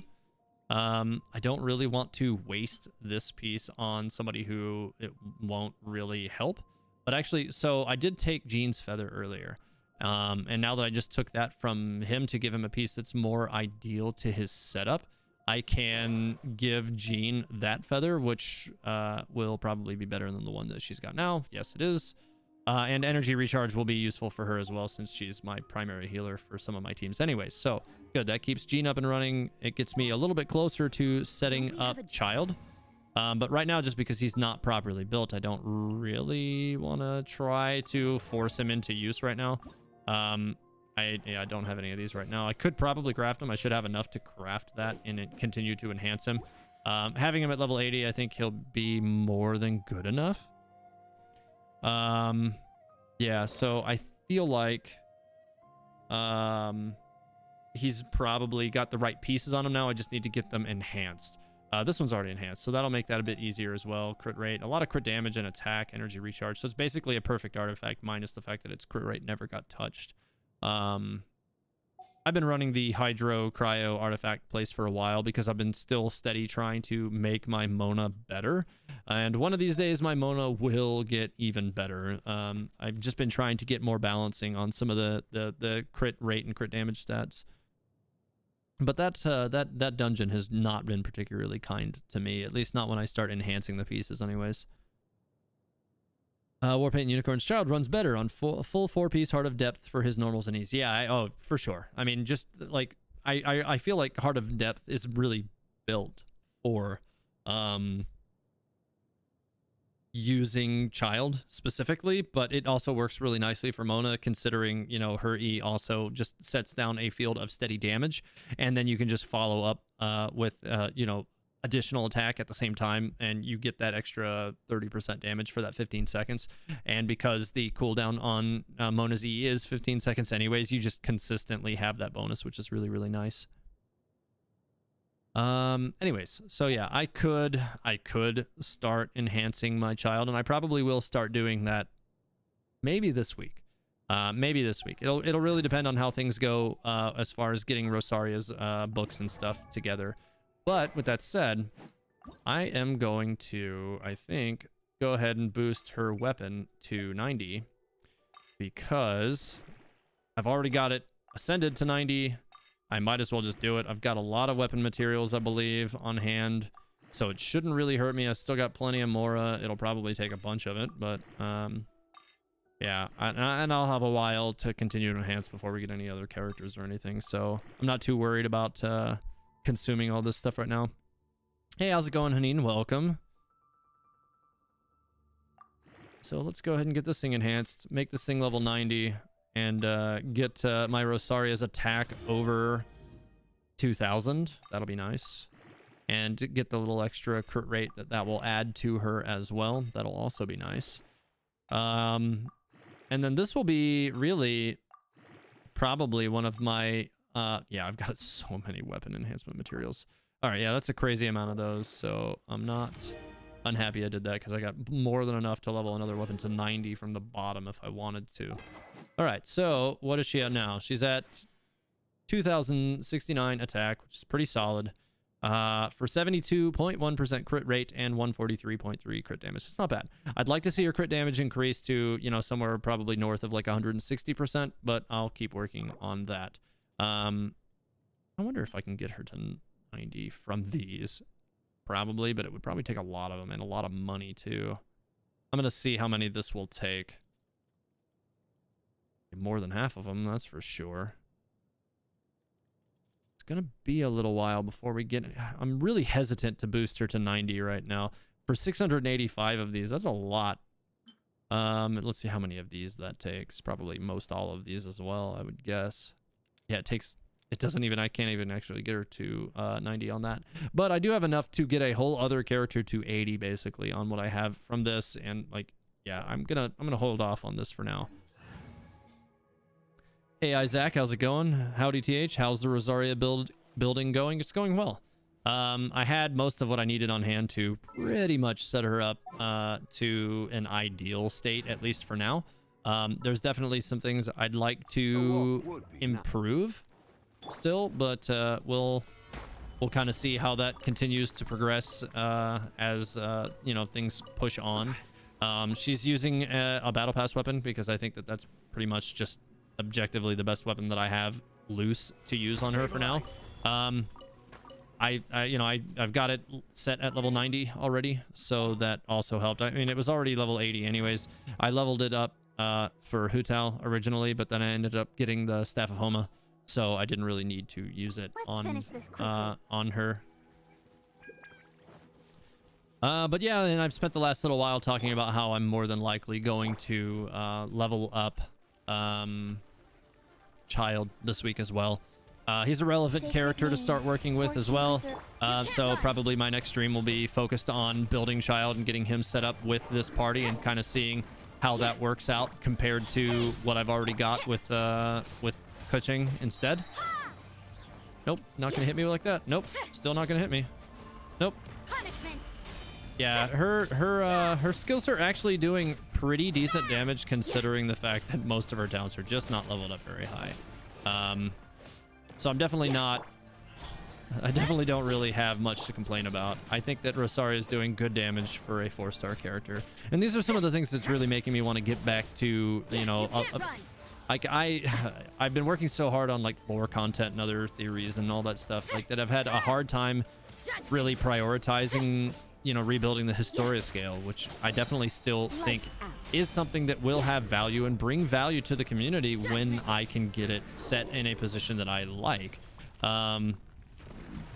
But I'm also kind of like, it takes me a long time to produce those.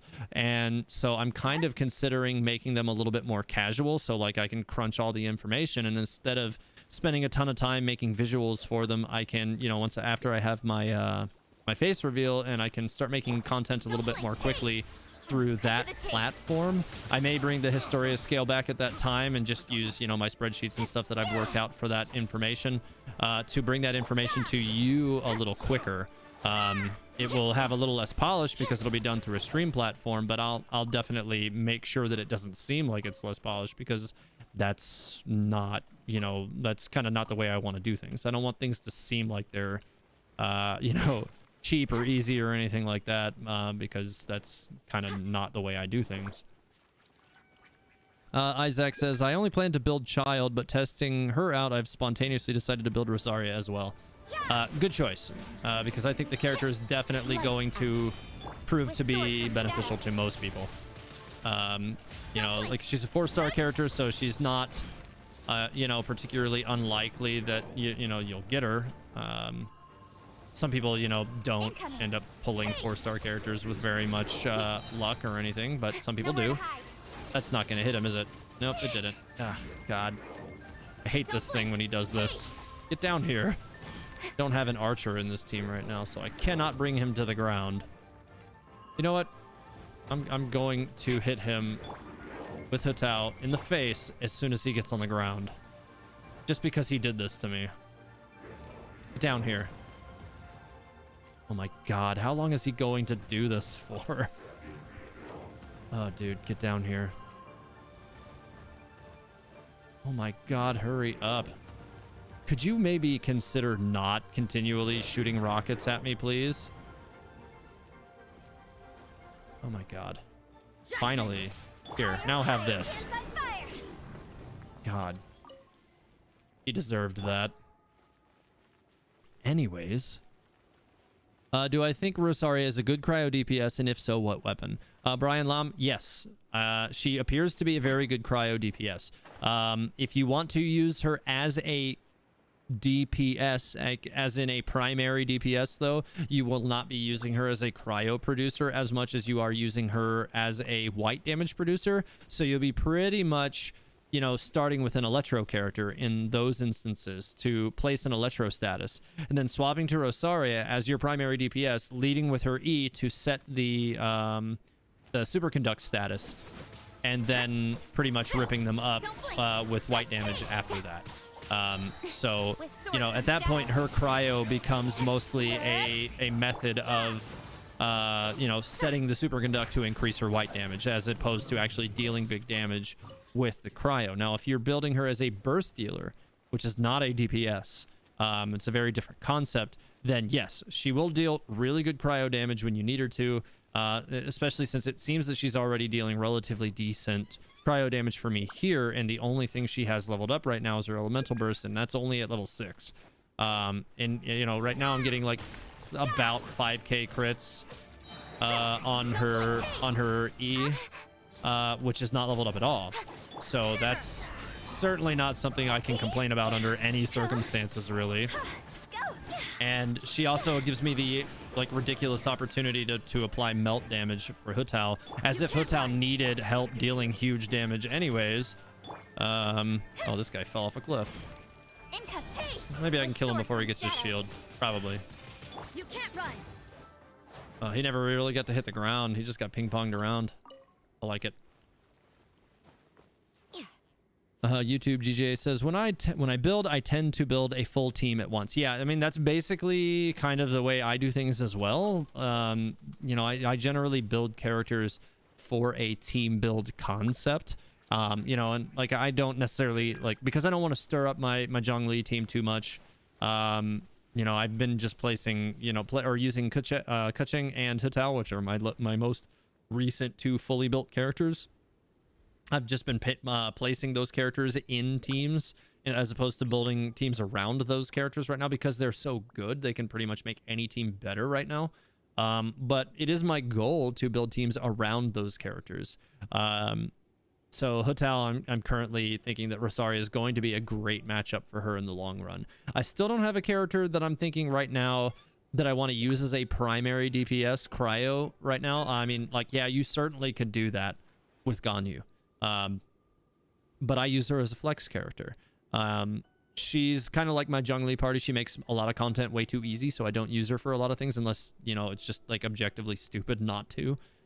So yeah.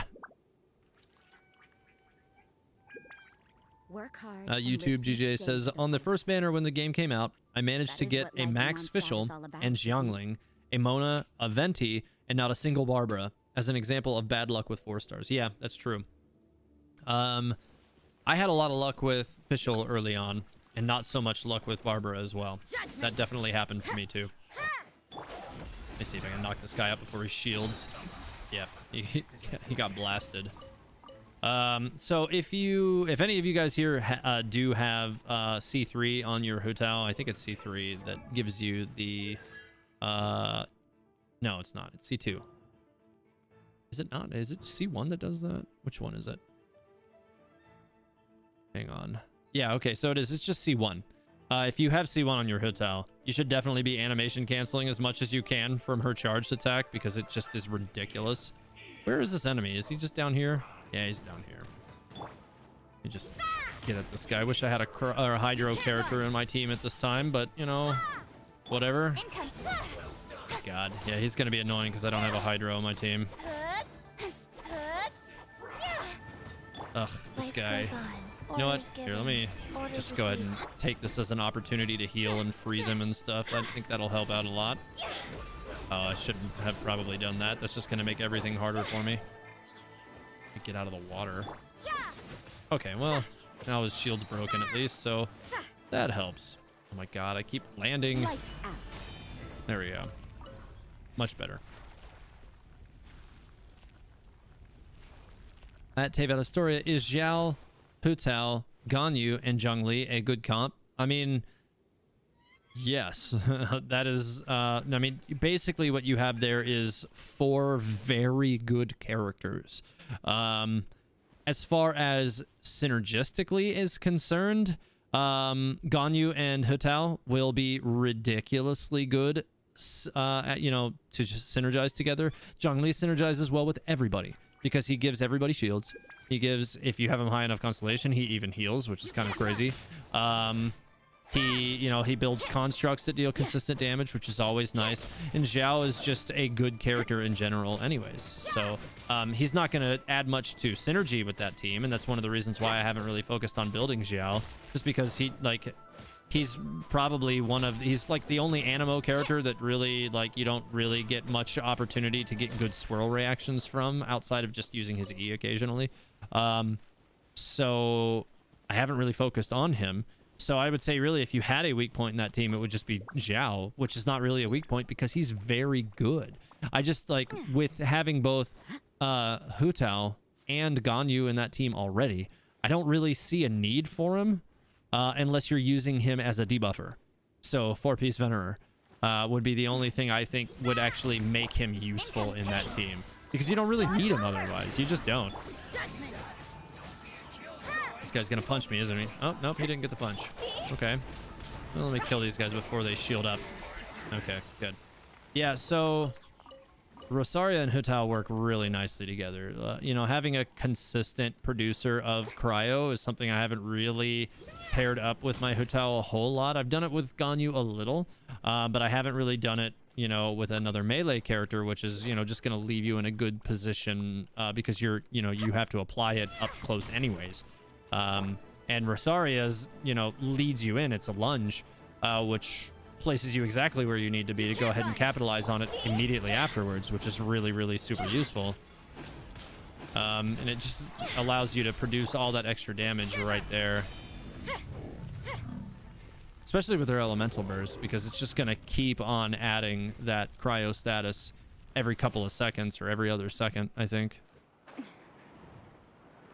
My next question is, do you think Rosaria, Changyun, Xingqiu, and Venti is a good comp? Rosaria is cryo DPS, or Rosaria Venti Jean, a pyro character, either a physical DPS Rosaria or DPS Jean. Interesting. So you got a couple of different options that you can kind of go with there. Let's see. I think depending on how well your Xingqiu is built, you might be able to Xingqiu, I think is how you say it. I think, you know, Rosaria and Xingqiu will end up working out really nice because everything will be frozen pretty consistently. Venti's always going to synergize well with most characters. His elemental burst is just absolutely ridiculous. The problem about using Venti with characters like Rosaria, though, is that, you know, like when they're in his elemental burst, you're not going to be able to hit them. And that will also apply with Chongyun as well. Xingqiu, his elemental burst will still be able to hit stuff that's in Venti's elemental burst, though. So that's kind of the one saving grace you have there. I don't know, like Chongyun, I would say he's not going to do, like, I would say that, like, if you have Chongyun on a team with Rosaria, so here's one of the good things about doing that is that would allow you to build Rosaria as a pure cryo DPS. So as opposed to building her as a secondary DPS burster, you know, I mean, you basically build her exactly the same, but because Chongyun is there to convert her energy, her normal attacks as well into cryo, now all of her damage is just cryo. So even her normal attacks will be cryo and hit hard if you focus on the cryo element.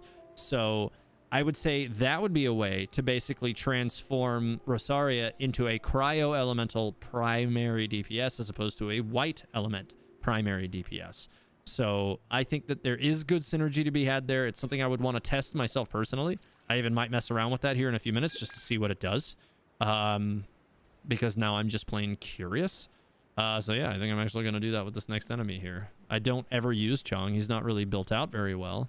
But yeah, I think that actually could have merit now that I'm thinking on it. Oh, I just disintegrated that frog. Okay, so I'm going to try that right now, but I'm going to do that by swapping out Chi-Chi, just because I'm curious. Present. My Chong really, he is not well built. He's level 50. I haven't really put a lot of effort into him. But yeah, I mean, I actually probably could get some decent use out of him. Let's get that effect down. There we go. Okay, yeah, that definitely increased her normal attack, about doubled it. So that's definitely hard pressed to call that bad under any circumstances. Keeping him with a sacrificial blade, which is what I have on him now, you know, increases the possibility that that status would just remain up continuously, which would be nice. Again, keeping an Electro character in that same team, so long as it's not the primary status that's up, you know, you get that superconduct, but that will only increase the white damage, not the cryo damage. So yeah, that definitely gives additional damage production. It was close to double, I think. I'd need to look at that again with no other buffs or debuffs up, but I think that it's definitely a compelling choice. Yeah, if you're looking to get good usage out of Rosaria as a straight up primary DPS dealing cryo damage, Chongyun will definitely help to bring that out in her. So you can't go wrong with that. Like I said, Venti's never going to go wrong either. So I think you're in a good spot with that party. Yeah. Camel Guy says, at Tale of the Story, I probably have about 20 wishes to spend. Should I go for Rosaria or save for future banners? I mean, 20 wishes is not a lot. So, you know, she doesn't consume your pity if you get her. She only consumes 4-star pity. So if you don't pull Child, then that pity will just stack up for a future, you know, for a future banner. So it's kind of up to you whether or not you want to risk those 20 wishes, you know, risk getting Child if he's not a character you want and consuming your pity. But it depends, again, on how much pity you already have stored. I think a lot of people who play this game, you know, like I do, we keep tally marks or some kind of, you know, format to track how many rolls we've made so that we don't, you know, have pity surprise us.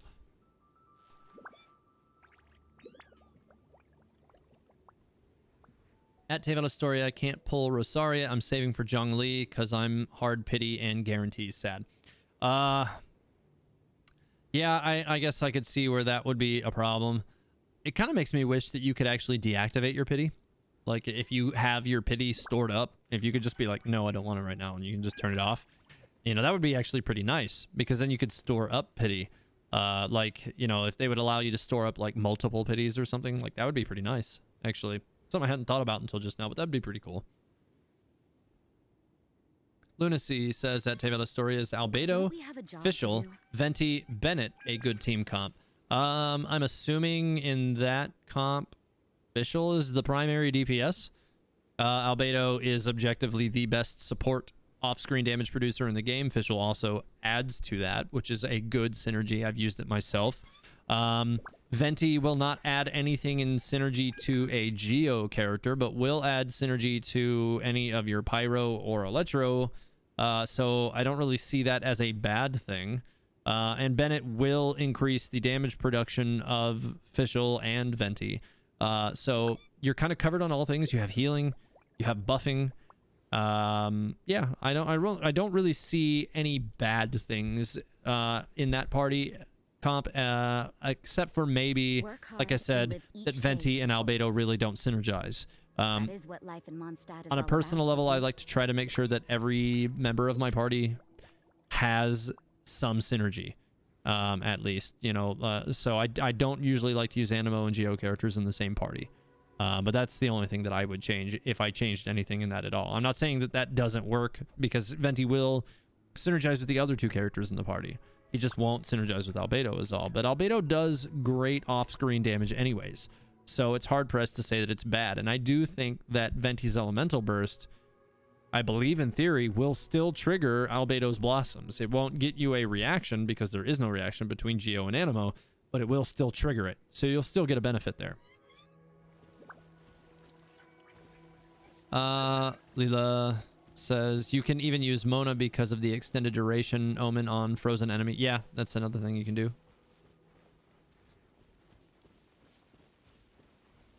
Marcel says, I wanted Rosaria and used 20 wishes for the banner. Did not get her, but instead Child, Fischl, Xinyan, and Stringless. I guess I can't complain, but not really what I wanted.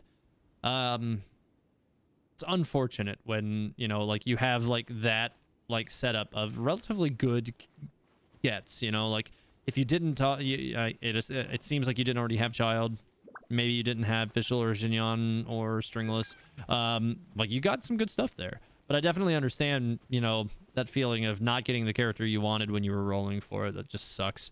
So my condolences to you on that. All right, so I think I need to head to the other side of this hill, to the south side. That's where the other enemies that I wanted to farm are. Camelgut says he's not very close to pity. Then yeah, you probably don't have much to lose. It's just going to be, you know, up to you to take the risk on that, 1.5% or whatever, or 1.6% chance that you'll pull a character ahead of that. I guess it does multiply over a 10 times roll to be closer to like 10% chance or something. So over 20, you know, it'll still be somewhere in that area. So it's not likely that you'll pull a Child, but it could happen. So it's kind of up to you. I mean, if you don't get him, then the pity only applies to future characters that you would be rolling for anyways. And then you are taking your opportunity to get Rosaria. But, you know, keep in mind that Rosaria will be added, like all other 4-star characters, to the basic banner in 1.5. So, you know, it's not as if she'll be limited and never come back. She'll certainly be still a character that is available even in weapon banners in the future. So I've gotten plenty of, you know, previously limited 4-star characters from, you know, weapon banners that, you know, came up later. So I want to say I got my C6 Xinyan from a weapon banner, actually. Yeah, I definitely like Rosaria's playstyle. She's kind of a fun character to play overall, but I've gotten very used to playing as polearm characters since I've gotten, you know, Zhongli and HuTao are among some of my better built characters. So yeah, it's definitely a play style that I've gotten used to already anyways. But she kind of, like, you know, she plays more like HuTao than Zhongli for sure. And she doesn't really have all of those like easy mode things that Zhongli has about him. All right, so I want to get down here and try out this Chongyun field again. Definitely don't want to get into that fight right now. Actually, this might not be too bad because I've got a lot of cryo. And yeah, I think I will try this. Oh god. Oh, hey, that was not okay. Here, let me see if I can just... Oh no, he fell down right as I used my elemental burst and it made me miss. It's not okay. Oh hey, I fell off. All right, well, I'll have to... Oh, what? Well, that wasn't okay. Fine. Oh my god, this is going poorly. A touch of frost. Here, be frozen. Oh my god, this is definitely going poorly. Spirit blade. Attack. I knew there was a reason when I saw this group I didn't want to fight it. This group usually annoys me. Let's see if I can knock him out of this bubble really quick. Oh my god, get out of the bubble. One with my blade. Stop this. All right, now that I got that going, just use Kaching and see if I can wrap them up. You can't run. Okay, they're both pretty much dead now. Very close. Okay, yeah, that wasn't too bad. Man, I really can't wait to get these books for her. I'm definitely feeling the struggle a little bit right now because her DPS is a little bit nerfed compared to what it should be because I just don't have her talents leveled up very well. But I can't really complain. Like, her damage isn't bad. It just doesn't compare to, you know, like my Kaching or my HuTao yet. You need to use some food on HuTao, I think, just to make sure that she doesn't die. At David Astoria, Xiao is my favorite character, so... Okay. Noted. Yeah, I mean, he's definitely a good character. There's, you know, not necessarily any negative things about having him in a party. I just, you know, like, synergistically, he's not, you know, technically, to me, a great choice in a lot of party comps. He's just really good on his own. But for me, you know, like, building parties as opposed to just building individual characters is kind of one of, like, my overall goals. I like to make sure I pair characters with other characters that help bring out the best in them. But Zhao kind of just works on his own, which is really good for people who don't have great character depth, for sure. Like, if you don't have a lot of access to really good characters, having a character like Zhao is basically, you know, like a wonderful crutch that'll help you, you know, be better. Maybe crutch isn't a great word to use, but he definitely will, you know, elevate any team comp you put him in, even in a lack of synergy, just because he doesn't require any. I'm gonna get a drink here really quick. Hang on one second, guys.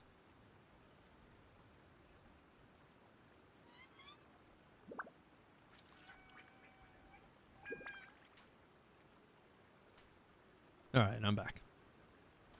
Zero Kill says, at Taven Astoria, I'm thinking I'll see how Rosaria fits into my Archon's approval team. Zhongli, MC, Noel, and because I lack Ning X Factor, usually Lisa, Beidou, basically unbeatable. Yeah, I could see why that would work. You're looking at Geo Resonance, which is always nice. That's got a lot of Geo. Interesting. You know, I've actually played with like a Geo only team in one of my other streams. That was during Hypostatic Symphony, actually, and it actually worked out pretty well. Actually, a full Geo team is better than you would think it would be. So yeah, I can see why that would work. Oh yeah, TH, am I planning on getting Lost Prayers from Mona? Probably not. Like, Lost Prayer to the Sacred Wind is a good weapon. I definitely don't have anything bad to say about that weapon. And I think objectively, because it's crit rate, it probably would in the long run end up being better than Skyward Atlas on my Mona currently. But my Mona's already producing high now. If I try for this weapon, it will be once. I probably won't go crazy for it. What I'd prefer to get for Mona would be a crit damage weapon, not a crit rate weapon. Let me see if I have any stacks. Yeah, I've got 30 stacks down on a weapon banner right now. So, like, I might try for it one pass just to see. But really what I would like is a crit damage, a 5-star crit damage weapon, not a crit rate weapon. So we'll kind of see how that ends up working out in the long run. All right, so let's throw this down here on these guys. Yeah, I definitely could see Rosaria being a potent cryo producer with Chongyun on the field. Now, right now, I'm not really getting much for damage production just because like, it's just not ideal because of her freaking talents being so low. This guy is trying to fall off a cliff. I hate fighting this group of enemies for that reason. They always do goofy things like that, fall off the cliff, and then you can't kill them. Oh god, one of the annoying things about Chongyun and Keqing, they do not work well together at all. Oh my god, that was the wrong skill to use as well. You know what? Here, let me just do that. That didn't do anything either. Alright, yeah, I'm definitely having trouble killing this group right now. I can keep him frozen, but I just can't seem to kill him. Alright, well, we're getting him there now. I think I'll probably be able to get through his shield a little bit better with Keqing once Chong's field is gone. Yeah, that was definitely the better way to go. I just needed Chong's field out of there. The other two both just like slowly fell off the cliff, which was kind of ridiculous. Go over here and get this stuff. Yeah, I need her talents leveled up so badly. At Teva Astoria, I can't pull Rosaria. I'm saving for Zhongli because I'm hard pity and guarantees. Oh, okay, I saw that earlier. Okay. Is my chat falling behind? Okay. Zhongli and C6 Ningguang is pretty nuts, yeah. I mean, Ningguang's a good character. I think a lot of people undersell that character. There's definitely a lot of 4-star characters in this game that I would like to spend more time building and just haven't had the opportunity to because I've been building 5-star characters like crazy. But there's a lot of like 4-star characters. Like, for instance, Chongyun, who I think will help bring out a better Rosaria. Ningguang, who is just a great character in general. Xinyan, I'd like to spend more time building. I do use her a lot in my Zhongli party, but she's not really been the focus. But she is still very useful in that group. I'd like to build her out more. I'd like to try out Diona a little bit more. I think that she actually offers a little bit more than it would seem as well on the surface. So that's another thing I would like to work on. At Teva Astoria, I played the Dainsliff quest and wondered what I know about the Abyss Heralds. I have absolutely no idea if they're even in the game yet, but I'm only AR-37, so I'm not sure. No, they're not in the game yet. Supposedly the next quest, at least it looked like from the trailer. Am I stuck underneath this ice? What is happening? That was not what I was going for at all. But yeah, the trailer for what's coming up soon kind of made it seem as if the Abyss Herald will be showing up in the near future. Okay, so I'm gonna swap my Chongyun out here. I definitely think that there's merit there for cryo production. Curious as to which character that scales based on. I feel like it should scale on Rosaria. I feel like there, at least that would be some factor there. So maybe as I get her main attack leveled up, that might even do more damage. So I definitely think that Rosaria and Chongyun will have great synergistic opportunity to make your Rosaria just objectively better. But for now, I'm keeping Chi-Chi in the group because she's more prepared to go to the distance. All right, so with that said, let's get back into this. I need to do some healing because they're a little bit beat up. Just go ahead and plug away at this enemy until they're pretty much filled up. He's pretty much just getting tripped repeatedly anyways, so who cares? And now I can just beat him up. Yeah, I mean, once her skills are actually leveled up, I think she's gonna do much better damage than she's doing right now.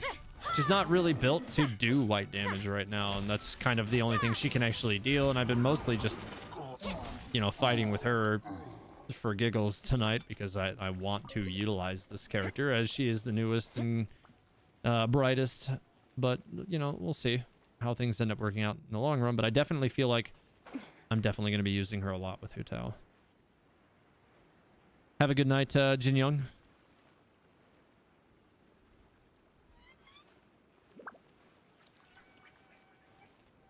Imagine pulling for Rosaria and getting Dragon's Bane. Interesting. DGO Pinheiro says, wait, no, it's 1.4. Yeah, I mean, I know that that's in 1.4. We knew that that's coming up. That trailer was like literally the 1.4 trailer. Oh, he's freaking pyro. That's gonna make this a less than ideal interaction, but okay. Just try to get at him with Kachingas. I think that'll work faster than the others. Oh, come on. All right. Well, that worked out okay. I definitely think that having Kaching helps to keep my Rosaria's damage a little bit higher when she doesn't have her her elemental skills to use. You know, you just set that cryo status and just watch your white damage do a bit more damage. I do think that it's comparable to the damage that I was doing with Chungyud's field down, so it's kind of similar. So you kind of can go either way to increase that white damage. I'm gonna need to farm out some violet grass so I can finally get my Chi-Chi to level 80. It's something I've been needing to do for a while. Jin Young NA says he DM'd me something. All right, stand by. Rate your team. Usually I wouldn't do this on stream, but yeah, I'll take a look. Hang on. Spin around. Okay, interesting. AR-56. Wow, you're definitely way up there now. Yeah, it's a significant investment to be AR-56. C6 Xiao at level 90 with refined level 90 primordial jade spear, max refined. DPS C6 HuTao at level 90, max refined level 90 Homa staff. That's definitely good. C6 Ganyu at level 90, max refined Amos bow. C6 Zhongli level 90, max refined level 90 Vortex Vanquisher. I don't think there's anything that party is not going to just objectively destroy. I feel like you could split any two of those characters and use them as a duo in both sections of the Spiral Abyss. Like, that's pretty much a 10 out of 10 party. I don't like that. Would definitely be a dramatic investment for sure. That's pretty crazy. Yeah, that's a 10 out of 10 team. I don't really see how you wouldn't just melt everything. I already, like I said earlier, Ganyu and HuTao melt everything. And because you've got them max refined at max constellation, just it would kind of depend on what your artifacts look like as to how they actually perform. But, you know, you've got Zhongli there, who's just going to keep them protected all the time. You're going to do massive elemental damage more than likely with the Vortex Vanquisher. And it'll keep his actual damage up as well at the same time. So I'm assuming you have your Zhongli built as an HP burst dealer. And then, like I said, Xiao doesn't really add much to teams, but he doesn't take anything away because he's just good. Especially in terms of, you know, like whenever his elemental burst is up. So you can pretty much use HuTao as a primary and Xiao as a secondary. And then for anything you don't want to have to approach, you can just use Ganyu. So yeah, that's a really good team. So yeah, nice, good stuff. I can't even imagine what that must be like. That's a really good team. All right, so I cleared out this area. I'm gonna have to let's head over to the impossible area here. I'll get through this area, and I'll go over to the Guardians and suffer for a little while once I get over there. So yeah, you guys may have noticed also in this stream I decided to keep the chat on the left side. That's because I'm currently in the middle of kind of a rebuilding the way I utilize the space on my overlay a little bit. So I know it like covers up a little bit. I'm gonna probably make the chat a little tiny bit smaller for the next stream, but I needed to kind of see where things are fitting now before I actually did that, because I can't actually see where everything fits unless there's actually a stream running. So yeah, I needed to do a little bit more with that first. But I do need to do some minor rebuilding on the stream or on my overlay anyways, because unless I do that, you know, I won't have room for a camera feed in June. So yeah, there was no way I could not do that right now. So that's why I moved that, and it will, you know, it will have a true purpose at a later date and also fit the screen a little better. In case anybody was wondering why I moved that over there this week. I did notice that that the shadow was turned off. I don't think that was supposed to be turned off. I think that was supposed to still be on. But I don't even think it's necessary. You can still read all that just fine without it, so I think I am going to leave it off. It's very useful for the break screen, but I don't think it's necessary right now. Okay, so I lost that guy. Okay, there he is. Oh, I missed him. He tried to get me with that, but it didn't work. All right, so let's see if I can catch him with anything. Nope, he's just going to dodge everything because he's annoying. Here, be knocked down at least. Now I'm just going to finish him off with HuTao because that's the easy way to kill him. That's the easy way to kill pretty much everything, honestly. All right, so that guy's gone.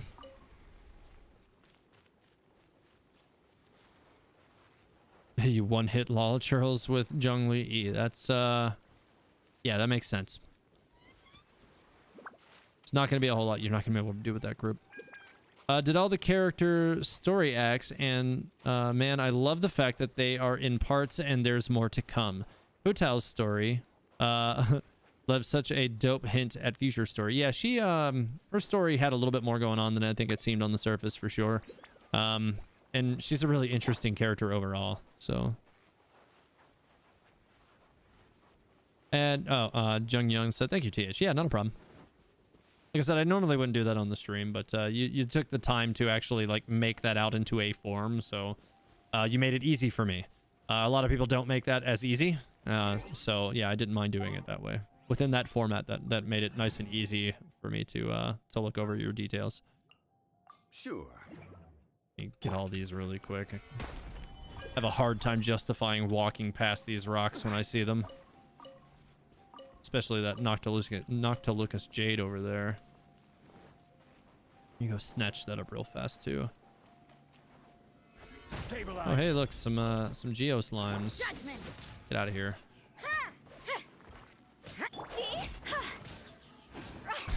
Yeah, my HuTao's definitely my quickest DPS right now for sure. And I think Rosaria is just gonna help make her even better. Alright, so got that stuff. Okay, let me put Kacheng back in the team. Something's come up?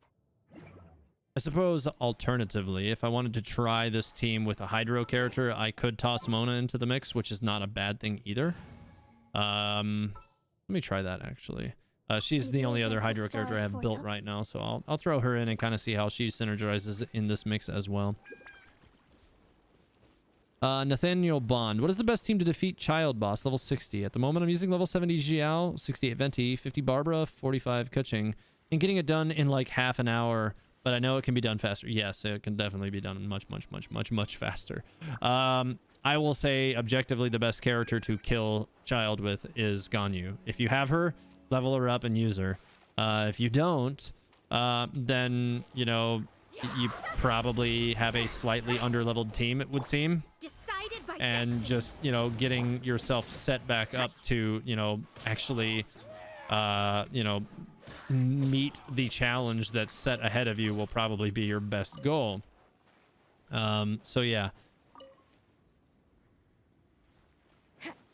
But yeah, it definitely seems like if, yeah, you're using Xiao at 68, Venti at 50, but yeah, so you're pretty probably like a modest to low level AR at the moment, I'd assume. You're kind of in that rough spot where, you know, you've got a lot to probably still work on and a lot to probably build up still. So I would say get whoever your chosen primary DPS is, and that looks like it's Xiao, to the maximum level he can be. Make sure to get his talents to the maximum level that he can be at that level. Focus on that. Then you want to probably get that Kuching brought up a good deal too, because she's probably going to be your most effective secondary in that group. I would say in your situation, I would use Venti as a debuffer. I wouldn't use him as a DPS or a DD or a burst or as a burst dealer in that situation, because you seem like you might lack a little bit of extra character depth. Nathaniel, so I would recommend getting your Kuching caught up to your Xiao and use her as an alternate secondary DPS. You know, you can start into the fight with Kuching, especially if you can get her elemental skill.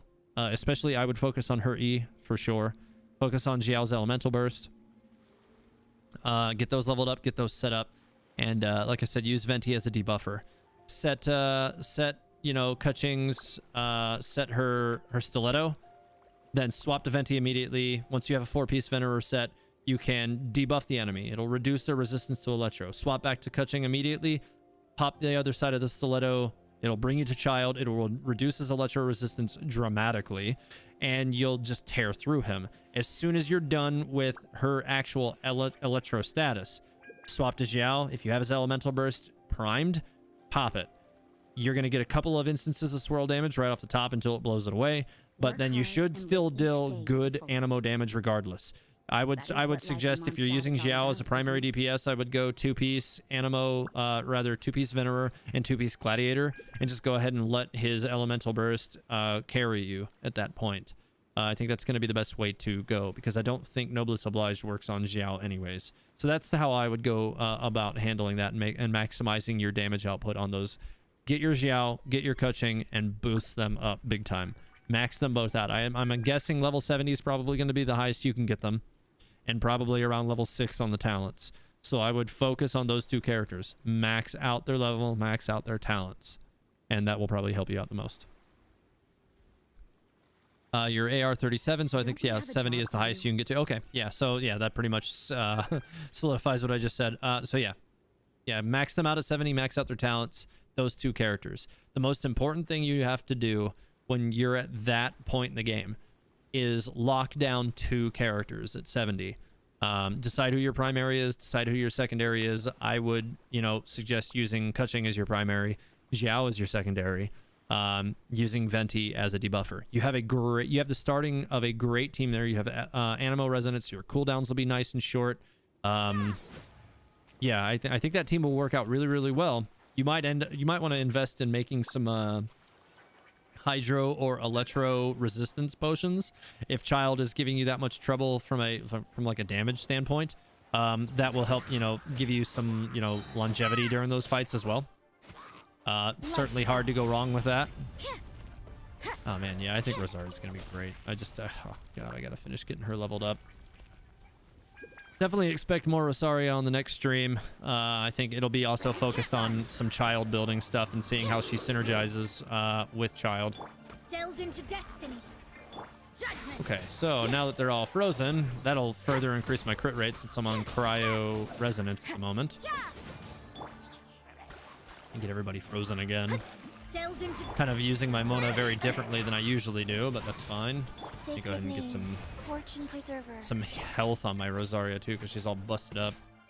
Oh yeah, she's getting great healing from that Chi-Chi heal right now too, so I'll definitely take that. She healed up max fast. Alright, well, let me see if I can freeze this guy at least and just kill him. Nice, okay, that went much better.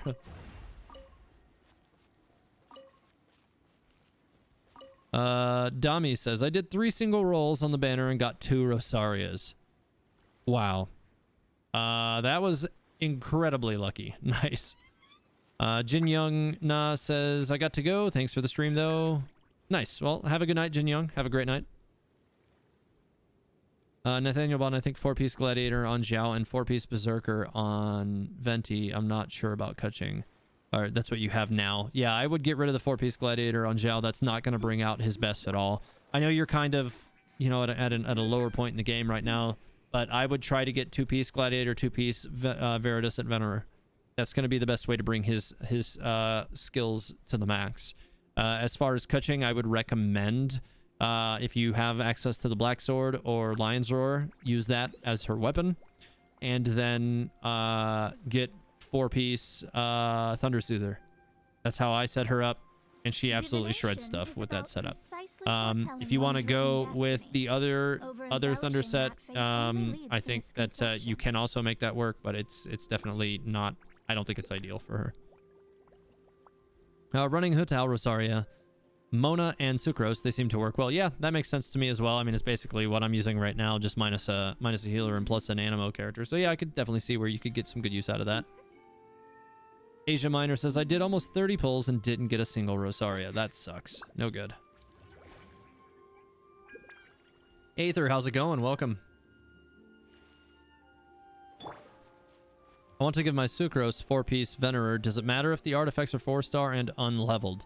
I mean, if you're using her as a debuffer, no, not really, because at that point, her damage production isn't really what you're worried about. You're worried about just getting that damage increase from the debuff. So, no, like, you don't really have to be all that concerned about what star or how leveled they are. I mean, later on, you probably will want to try to increase those just to, you know, increase Sucrose's effectiveness when she's on the field. You know, if she can deal damage whilst debuffing enemies simultaneously, why not, you know? But if she can't right now because you don't have access to what you need, it's not the worst thing in the world. Oh my God, this guy is driving me crazy. Die. Okay. These guys with the shields in this team are a little irritating to me. Yeah.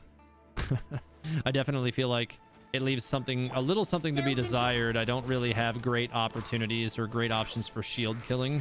Yeah, or at least not for Geo shield killing with this particular team comp. It's a little bit annoying. Definitely need to see more consistent and stable damage production for Rosaria, but I'll get that from leveling her talents. I think that's going to help a lot. The artifact system is confusing to me because I don't usually play games like these. I can definitely see why, you know, you might be confused by it, especially if you're, you know, you just started playing the game recently. It's there's a little bit of a learning curve for sure, but it's very straightforward once you get used to how all the characters work. If you've started playing the game recently, I have a 3-part build video series that really explains how I approach character building, how I approach party building, how I approach artifacts.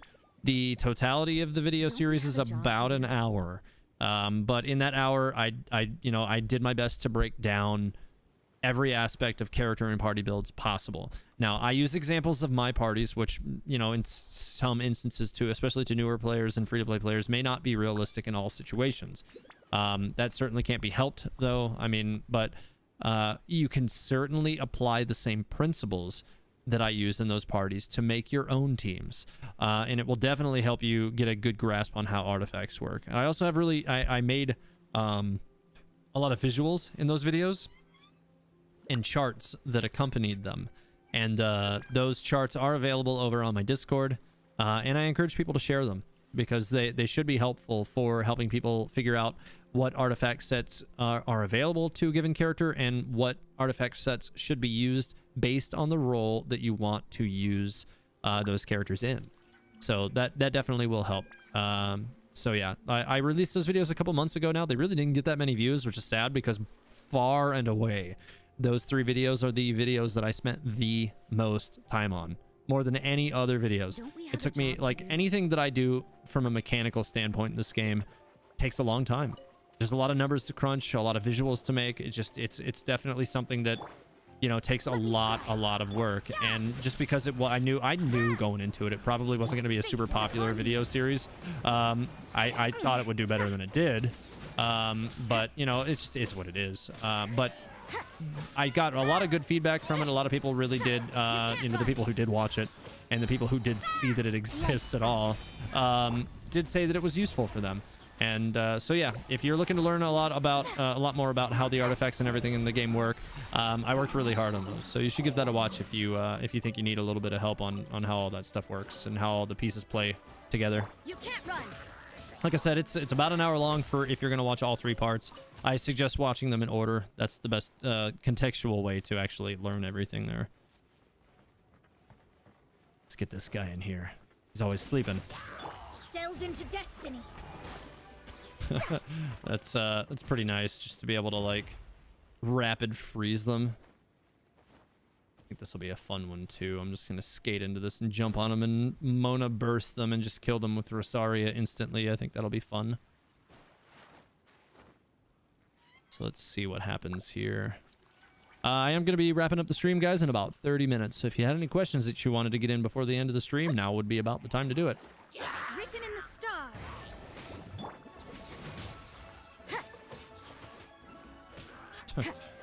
Yeah, that definitely went pretty quick. I think it would have gone a little quicker if I had... Oh, ow! Rosaria almost died on that one. She survived with 197. That was close. That was really close. All right, let me get back to Mona so I can skate back over there without having to swim. All right, so I need to continue heading on over this way so I can get over there towards the Guardians, because those are just, you know, the things that suffering and nightmares are made out of when a team is less than optimal, which is what this team pretty much is right now. It's definitely a suboptimal team comp. Shadows of judgment, punishment. All right, let me get some healing to Rosaria before she dies. There we go. You can definitely keep enemies just locked down for a extended duration of time with Rosaria, for sure. Especially if you have them paired. If you have her paired with a character like Mona or Child, I think you're gonna get good returns from that. I think Mona will be a little better for giving consistent frozen for obvious reasons because she's a catalyst. But yeah. Azer Miner says, I wanted C2 Zhongli originally, but was only able to get just one Zhongli. Yeah, I think C2 is definitely, you know, it's just better. But even C1 for Zhongli is really, really nice to have. Okay, so I've got decent level of healing going on right now. Like, everybody's pretty much in the prime health range that I need them in. So hopefully I can lure all these things into a small space and blast them really fast. We'll see how this works. At Teyvat Astoria, 14k primos and not a single Rosaria. I ended up getting Child, though. Any tips on how to build him? 4-piece. The 4-piece Hydro set is definitely going to be the way to go. That's actually what I'm working on setting him up with at the moment. Heart of Depth, 4-piece. If you have a good setup for that. Rust is really a really good weapon for him as well, unless you have the Skyward Heart, which is also really good for him. I would say that would be a good way to go as well. Keep in mind, Child is not a primary DPS. He's a secondary DPS. If you have C6 Child, he's a primary DPS, but only if you have C6. Oh, Isaac, thanks. I appreciate it. Welcome to the Teyvat Astoria members. Appreciate it. Thank you. I think actually that was a renewal. You were already a member, I think. Now that I think, I'd have to look at it again. That might have been a refresh where he re-upped from the month. I'm not sure. You'll have to let me know. I think you were already a member, though. Anyways, yeah. Child, 4-piece Heart of Depth, Rust if you got it, Skyward Harp if you got it. I'd almost say Rust is better, though, especially if you have high refinement. That's going to be the way to go with him. Asia Minor says, I don't hate Child or anything, but seeing how bad the rates are for Genshin, I want to prioritize characters I really want. You feel? Yeah. Yeah, that makes sense. Rosaria or Beidou for Child support. Zhongli and Bennett already on team.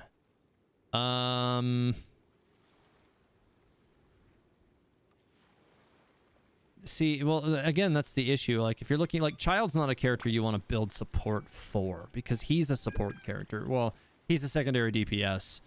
He's not really a support character, but, like, he's not a character you want to build support around. Not as much, anyways. I guess, you know, if you're really trying to make your Child even more of a lawnmower when his E is actually up, then Beidou is probably going to be a better option. Yeah, that's how I'd have to say. Ralph E. and Nathaniel Bond, welcome to the Sealies. Thank you. I appreciate your support very much. It means a lot to me. It really helps me get things moving along and keeping things pushing with the channel. Yeah, thanks, guys. I appreciate it.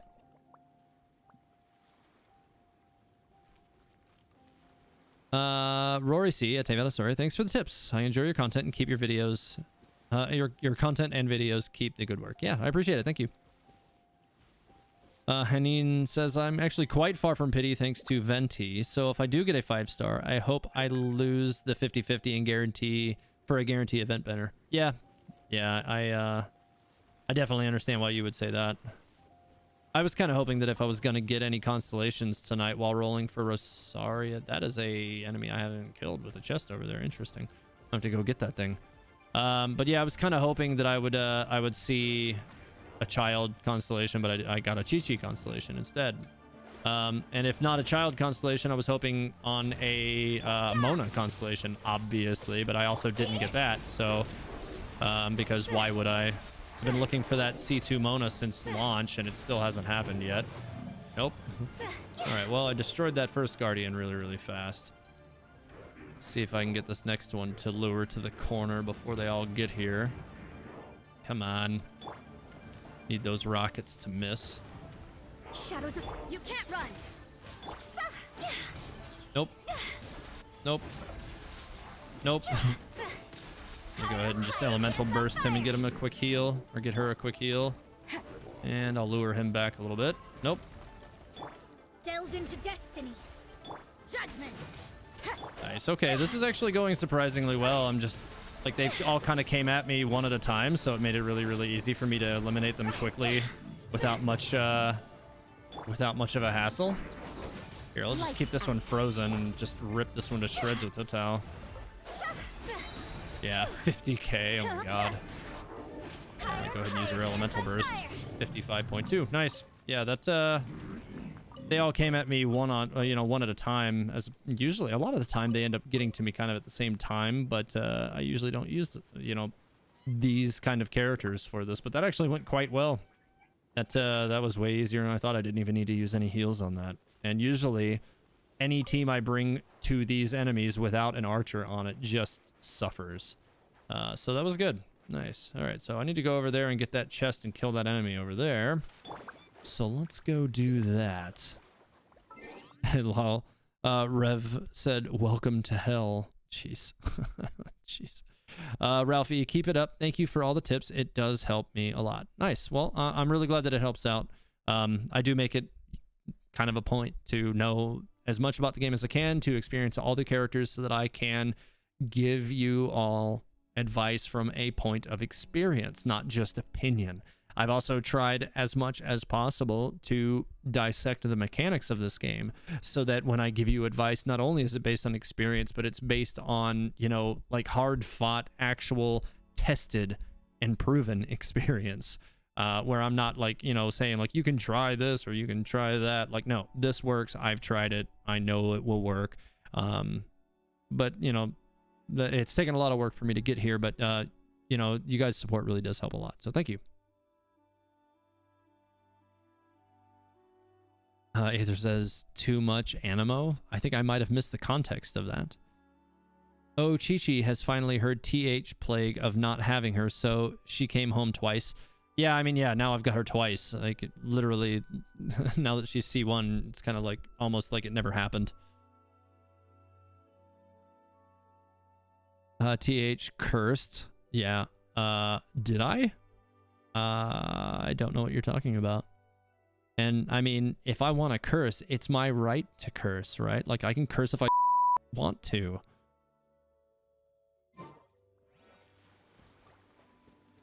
Rev.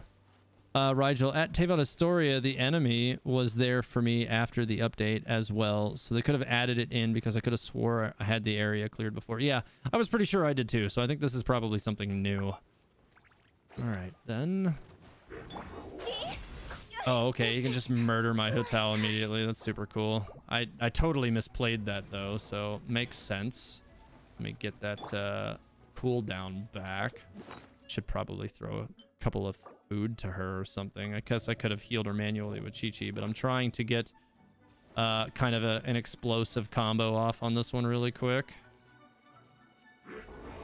No, get out of here with that. All right, so it's now on fire. Let me pull it away from there a little bit. Fate is upon you. This is totally not a necessary way for me to even attack this thing. Oh, nope. I just blew that, didn't I? Yes, I did. Oh, well. No, I can try to freeze it. I'll just get back and kill it with Mona now. Yeah, I totally blew that, but whatever. Fine, now get some melt damage and just blast him with this then. I do much prefer having Ganyu to kill those things, because she pretty much makes instantaneous work of those, but, whatever. Alright, hey, a new chest. Was that Ballad? No, it was Prosperity. Would have been nice if those were Ballads, especially if I had gotten like 3 green Ballads. That would have allowed me to continue leveling up Rosaria's talents a little bit. That would have been nice. But, can't ask everything at once. Pocket Alex, LOL, the bleep. Yes. I'm trying to get at least one beep in per stream if I can, especially since the I would say that the unnecessary censorship video went pretty well. It didn't go great. I don't know. I think maybe people thought I was going to be like complaining about Rosaria or something in that video, but if they actually know me as a content creator and a streamer, they should have known that no, that's not the kind of content that was going to be. But also, since generally speaking my content is mostly family friendly, that video also probably would not have been the expected content. So I don't know. It's just weird. I was definitely hoping that one would go a little bit further, and it's still climbing, but it's well, we'll see how it goes in the future. It is what it is. I think TH just paused to press the beep and doesn't actually curse. You'll never know if I'm cursing or not. Sucrose support is amazing. Yeah, I've heard really good things about that, about Sucrose support for sure. TH missed this chest, but the enemy respawns with 1.4 update. Yeah. Yeah, I mean, I don't see how I could have missed that chest. I go through that area all the time, so yeah. Like I literally pass through this area on like a semi-daily basis. So like I don't know how I could have missed that chest. There's no way. So it must have repopped or something. That's the only thing I can think right now. All right, I need to go. I feel like I probably have enough crystal flies to make some condensed resin. I need to make those for my for, you know, farming more books tomorrow. Oh, come on. Ugh. I wish I had Zhongli or Venti out right now. I could have gotten probably all of those, but whatever. I'll just go up here and get another one from up there, and then I should have enough to make sure that I can make a couple of these things. At David Astoria, the new supporters can DM you on Discord to be added to the member-only chat and given the supporter role. Yes, Aether is correct. That is what you guys should do. You guys, the two new supporters, Ralph and... God. Hold on, let me go back up. It was Ralph and Nathaniel. Both of you, please message me on the Discord so that I can set you up to be in the TH members chat. So the benefits of being in the TH members chat, you know, I pop in and talk to the TH members a little bit more regularly than I do in the other chat, just because I don't really have a lot of time to get into stuff in general on the Discord. I wish I had more time for that, but you know, working full-time and being a content creator full-time is time consuming. It just is. So sometimes, you know, I'll come in there and I'll tease some content or something that I'm working on, or if I need people to join my world and be you know, character actors for me for a video that I'm working on, I usually go to members chat first. If I can't get what I need from members chat, then you know, I'll go into general chat and ask the rest of the Discord, but usually I ask them first as part of the perks of being a you know, a member of the channel. And yeah, Aether is right. Yeah, I do need you to do just a little bit more than tell me that it's you. I do need you to actually give me a screenshot of your confirmed signing up for it so that I can actually do that. Because yeah, otherwise anybody could just say that it was you that was on the stream. But with a screenshot, then I can actually, you know, verify that it is you. Nathaniel Bond says he DM'd me. Okay, yep, I'll look into that here after the stream, which will be in about 15 minutes. Oh, nice. I had 42 on my battle pass. Good stuff. Let's see here. Nice. More weapon enhancement materials, which I'll still need. Because I assume we'll have more weapons to level up at some point in the near future. All right, so I do need to get more violet flowers, or violet grass rather, because I don't really have very many of those, and I do need to get my Chi-Chi leveled up so that I can continue to rub it in on Rev. So yeah, let me pop over here. I'm pretty sure there's a few of them that spawn in this general area. I want to say there was one up here. I think there's 3 that spawn on a rock not too far from here as well. Violet grass are one of those annoying ones, though. I'm sure I don't have to tell you guys. If anybody here has leveled a character that uses violet grass, you know it's just a pain. So let's see. I'm hoping this marker up here is one of them. It's one of the great things about Chi-Chi is she helps you track that stuff down. seems like it probably is, given that I think it's on the side of the mountain here. No. Oh, it's that Corlopus down there. I'm gonna leave that stuff. I don't feel like going back down there and swapping characters and dealing with all that. Toxic TH is back. Nah. Do I think 4-piece Blizzard Strayer makes Rosaria a support, or is it possible she could be a DPS with it?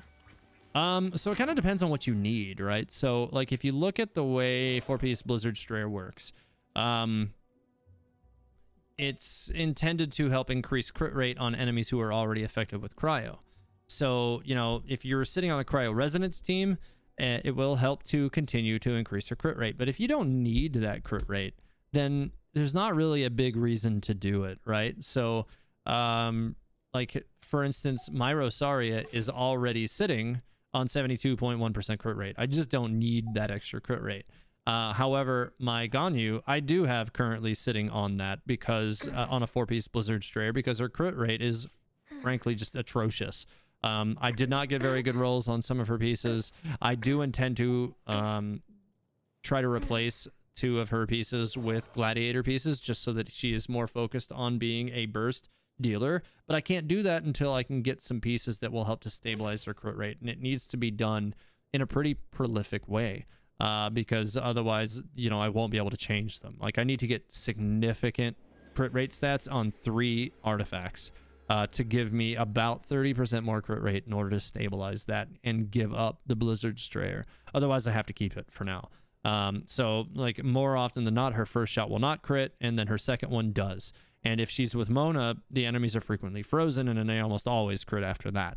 So basically, 4-piece Blizzard Strayer exists as a way to help you stabilize your crit rate on cryo characters if they don't have good crit rate or good crit stats already. But if you can achieve that, like I said, 3 your artifacts already, then you don't need it. And you can go 2-piece Blizzard Strayer and 2-piece Gladiator and get better returns for the character in question, be it Rosaria, be it Ganyu. It'll just work out better for you that way, I think. Hashtag Teyvat Historia or Toxic Historia was born here. It was. That's true. But yeah, I would say, like, as far as making Rosaria a DPS, there's really 2 ways to do that. The 2 ways to make Rosaria a DPS would be building her as a white damage producer with a secondary or off-screen damage producer who is Electro to give her Superconduct. That will increase her white damage across the board by 50%. That's huge. Anywhere you shape it up, that's a big deal. The other way to do that would be to build her with Chongyun in the party. And then you can build her as a cryo burst dealer, the same way that I have, with 2-piece Blizzard Strayer and 2-piece Gladiator. And Chongyun will give you continual cryo application on the field. So that, yeah, like, you can only win in that scenario if you're trying to bring the best out of Rosaria as a primary DPS. That will allow your Rosaria to function primarily as a continual provider of cryo damage, whereas normally she would only be able to do it periodically. So yeah, that is the important distinction there. All right, let me get this last one down here. Oh, there's another one right there. And then I think there's a few more of them. I want to say on this rock over here, maybe. Why is he toxic to me? Why not Reist? I mean, I feel like I'm toxic to people when they deserve to be toxic. If you have it coming to you, that's when it'll happen. At Teyvat's story, is Fischl any good? Yeah, Fischl's a great character, for sure. I want to say that there's a lot of 4-star characters in the game, Nathaniel, that are just undersold. Characters like Fischl, characters like Xinyan. I think Rosaria will probably not be so undersold just because she's a 4-star character in the new age. Like, You know, and she's been focused obviously as a damage kind of character. I don't think people will short sell her. It seems unlikely. But yeah, there's a lot of 4-star characters that are short sold. Fischl is among them. She's a very good character. One of these days, she's a character that I'm going to lean a lot more effort into as well. Just haven't really had the opportunity to build her to the extent that I would like to.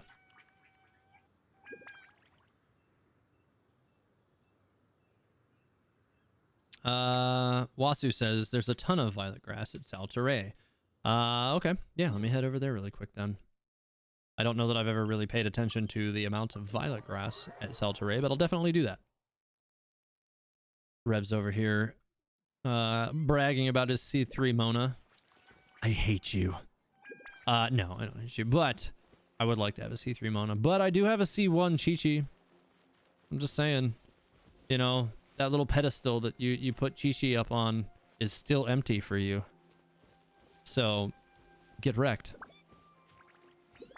All right, so let's see if there's any of it floating around here. You know what? While I'm looking for violet grass, it'll probably be better if we'll just make it nighttime.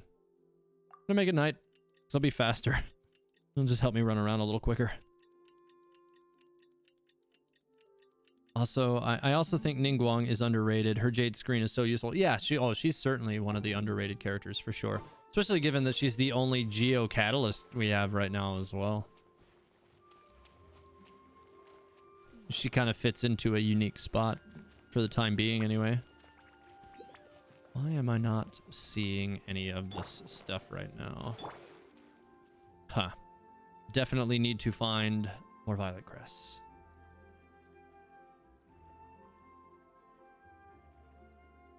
I mean, yeah, I do put Mona up on that pedestal, but I do have Mona to put on the pedestal.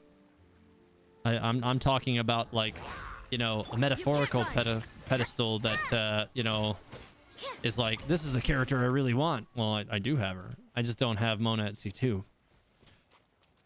But I've definitely, you know, my Mona's more than, you know, carried her weight since I've gotten her. So, you know, there's that. Okay. Anyways, let's see. Where are all the frickin' violet grass here? Just a final reminder, guys, I'm going to be ending the stream in about 7 minutes. So if you had any questions you wanted to get in, you know, don't wait. So I'm going to have to get to bed here pretty soon because I do have to work tomorrow. And I got more work that I need to do on future video content and stuff to do as well tomorrow. Penalty? I didn't even do anything. Why did I just get a... Written in the stars. Not really sure why I got that, but okay. Why did he not get hit by the element? Why are there 2 enemies in here that did not get hit by the elemental burst when they clearly should have? I don't understand that. Like, all 4 of those enemies were very much in the range of that, but okay. I feel like I must be in the wrong spot for these violet grass, right? Like, if there's a lot of violet grass here, I feel like I should have seen it by now. Maybe it's in, like, the southern portion of Saltaray, like, not in the island portion. Let me get my stamina back up and I'll run over there. There's violet grass in the seal. Okay. Let me head over there then. That is over there. Mona or Xingqiu for Diluc Bennett Sucrose Party. Mona, for sure. Stellaris is just nasty any way you put it together. Mona can be used as a primary DPS. I don't really feel like Xingqiu can be used as an effective primary DPS. He can be used as a very effective off-damage or off-screen damage producer, though. He's very prolific at that. So it kind of depends on what you need. As to which one I would use, though, like, I would just objectively, I would go with Mona every time.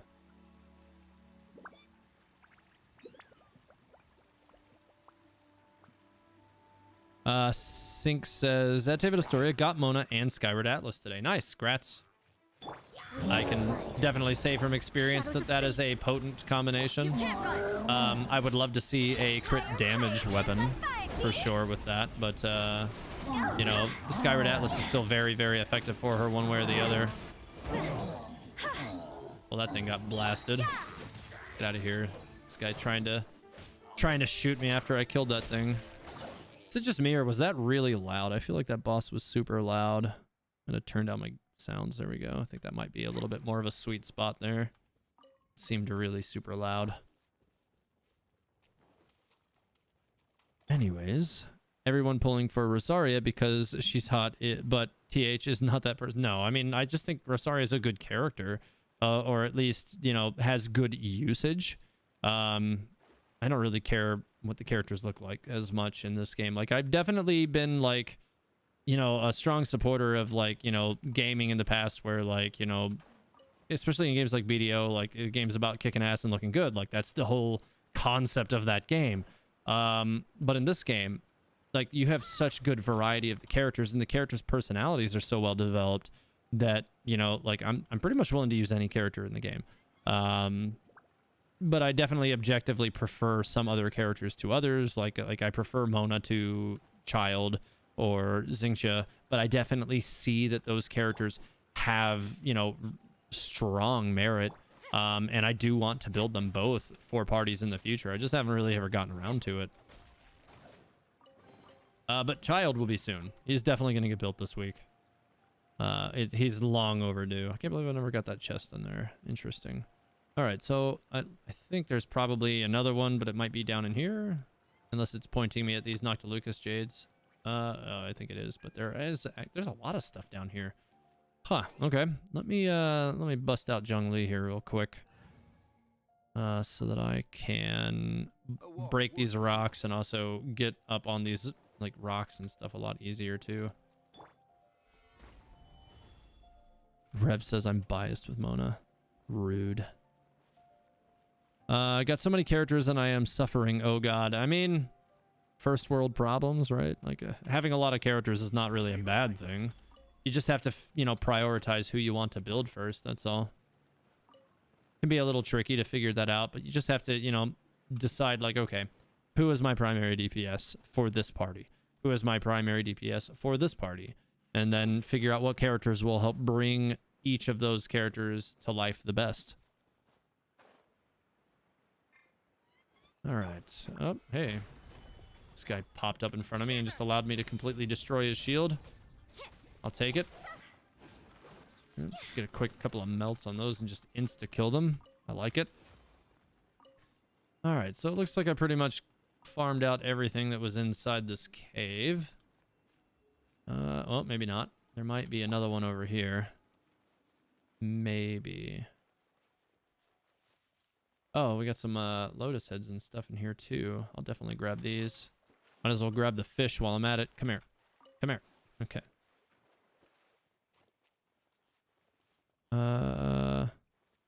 Aether at Teyvat Historia, gonna head out. See ya. Also, did you get the pigeons? I did get the pigeons. Yeah, it was about an hour in when I got them.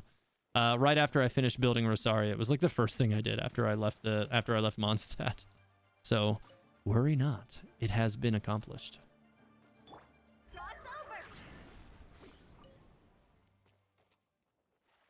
All right, so let's head over here. Oh, that is not what I was trying to do. Love my Kuching, but she is so bad when attacking small fry. The charged attacks send you flying, and I can never combo. I mean, so, yeah, there are definitely some enemies that melee characters are just not good at killing. And, yeah, Kuching's definitely guilty of that same problem. That's one of the reasons why I like to keep a ranged character in party with Kuching. That's why I usually flex and drop her in with my Mona party, because then I can just swap to Mona and kill whatever it is that Kuching cannot reach.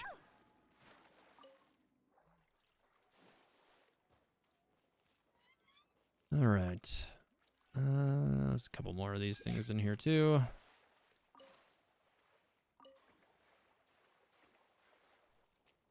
And all right, so I think I'm gonna pretty much wrap up the stream here for the evening. So I'm gonna answer one more question before I get out of here for the evening. Nathaniel Bond says, at Teyvat Historia, what is your favorite and least favorite boss? My favorites are Electrohypostasis and Primo Geovishap, and my least favorites are Geohypostasis and Oceanid. I think pretty much everybody's least favorite boss is Oceanid. I feel like my least favorite boss fight would be, I feel like it's got to be Oceanid, and it's only because the pacing is a little slow, right? Like because she stops to talk to you constantly. You just like you have to stop fighting in the middle of it, which is kind of obnoxious at times. Like there are certain aspects of the fight that are definitely challenging, which is good. That's what you want. But the slowdown aspect for her to spawn all the things can be irritating for sure. Favorite boss fight. I like Gandarius, I think, as my favorite boss for two reasons. One, I think he's just fun to fight. He gives you, you know, that opportunity to be reactive and dodge like his like very like large and fast attacks. So you get that, you know, like really epic like badass fight situation going. But also the music in that fight is absolutely ridiculous. I love his battle music so much. It's probably one of my favorite music tracks in the game. That and Child's music is also really good. His battle music is also amazing. But I think I prefer the boss fight with Endarius a little more. I don't really enjoy the Child boss fight that much, even though like I make quick work of him with Ganyu. His second form as Electrostatus is just obnoxious. It just is. Like if you're not exactly on point with your Ganyu shot, like as far as like the timing on it, he'll just like dash into your face and make you dodge again, and it gets kind of, it wears on you a little bit, even though the fight is actually quite easy.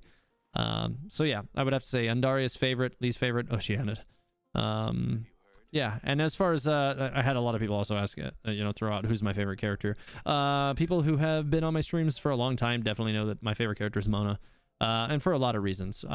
You know, for many years I've played hydro-based mages in a lot of games, and there's something that's always spoke to me. I like water mages. They're really cool. And Mona, in addition to that, I also like high mobility mages, and Mona is both. She's high mobility and water. It was win-win for me.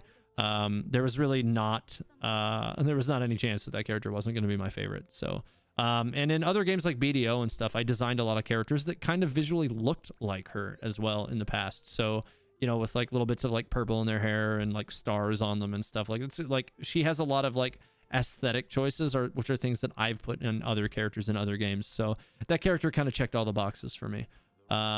Anyways, so that's going to be it for the evening. Thanks everybody for stopping in for the stream tonight. Hopefully everybody enjoyed the stream or learned something or both. If you did enjoy the stream, please remember to subscribe and to like the video on the way out.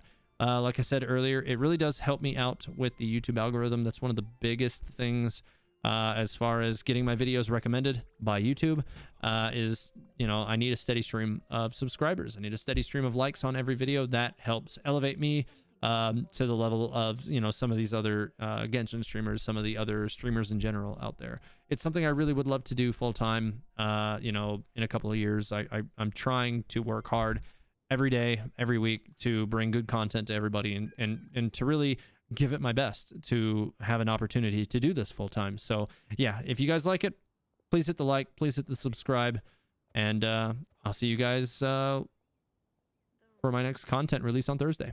Have a great night, guys. Eat the Paimon.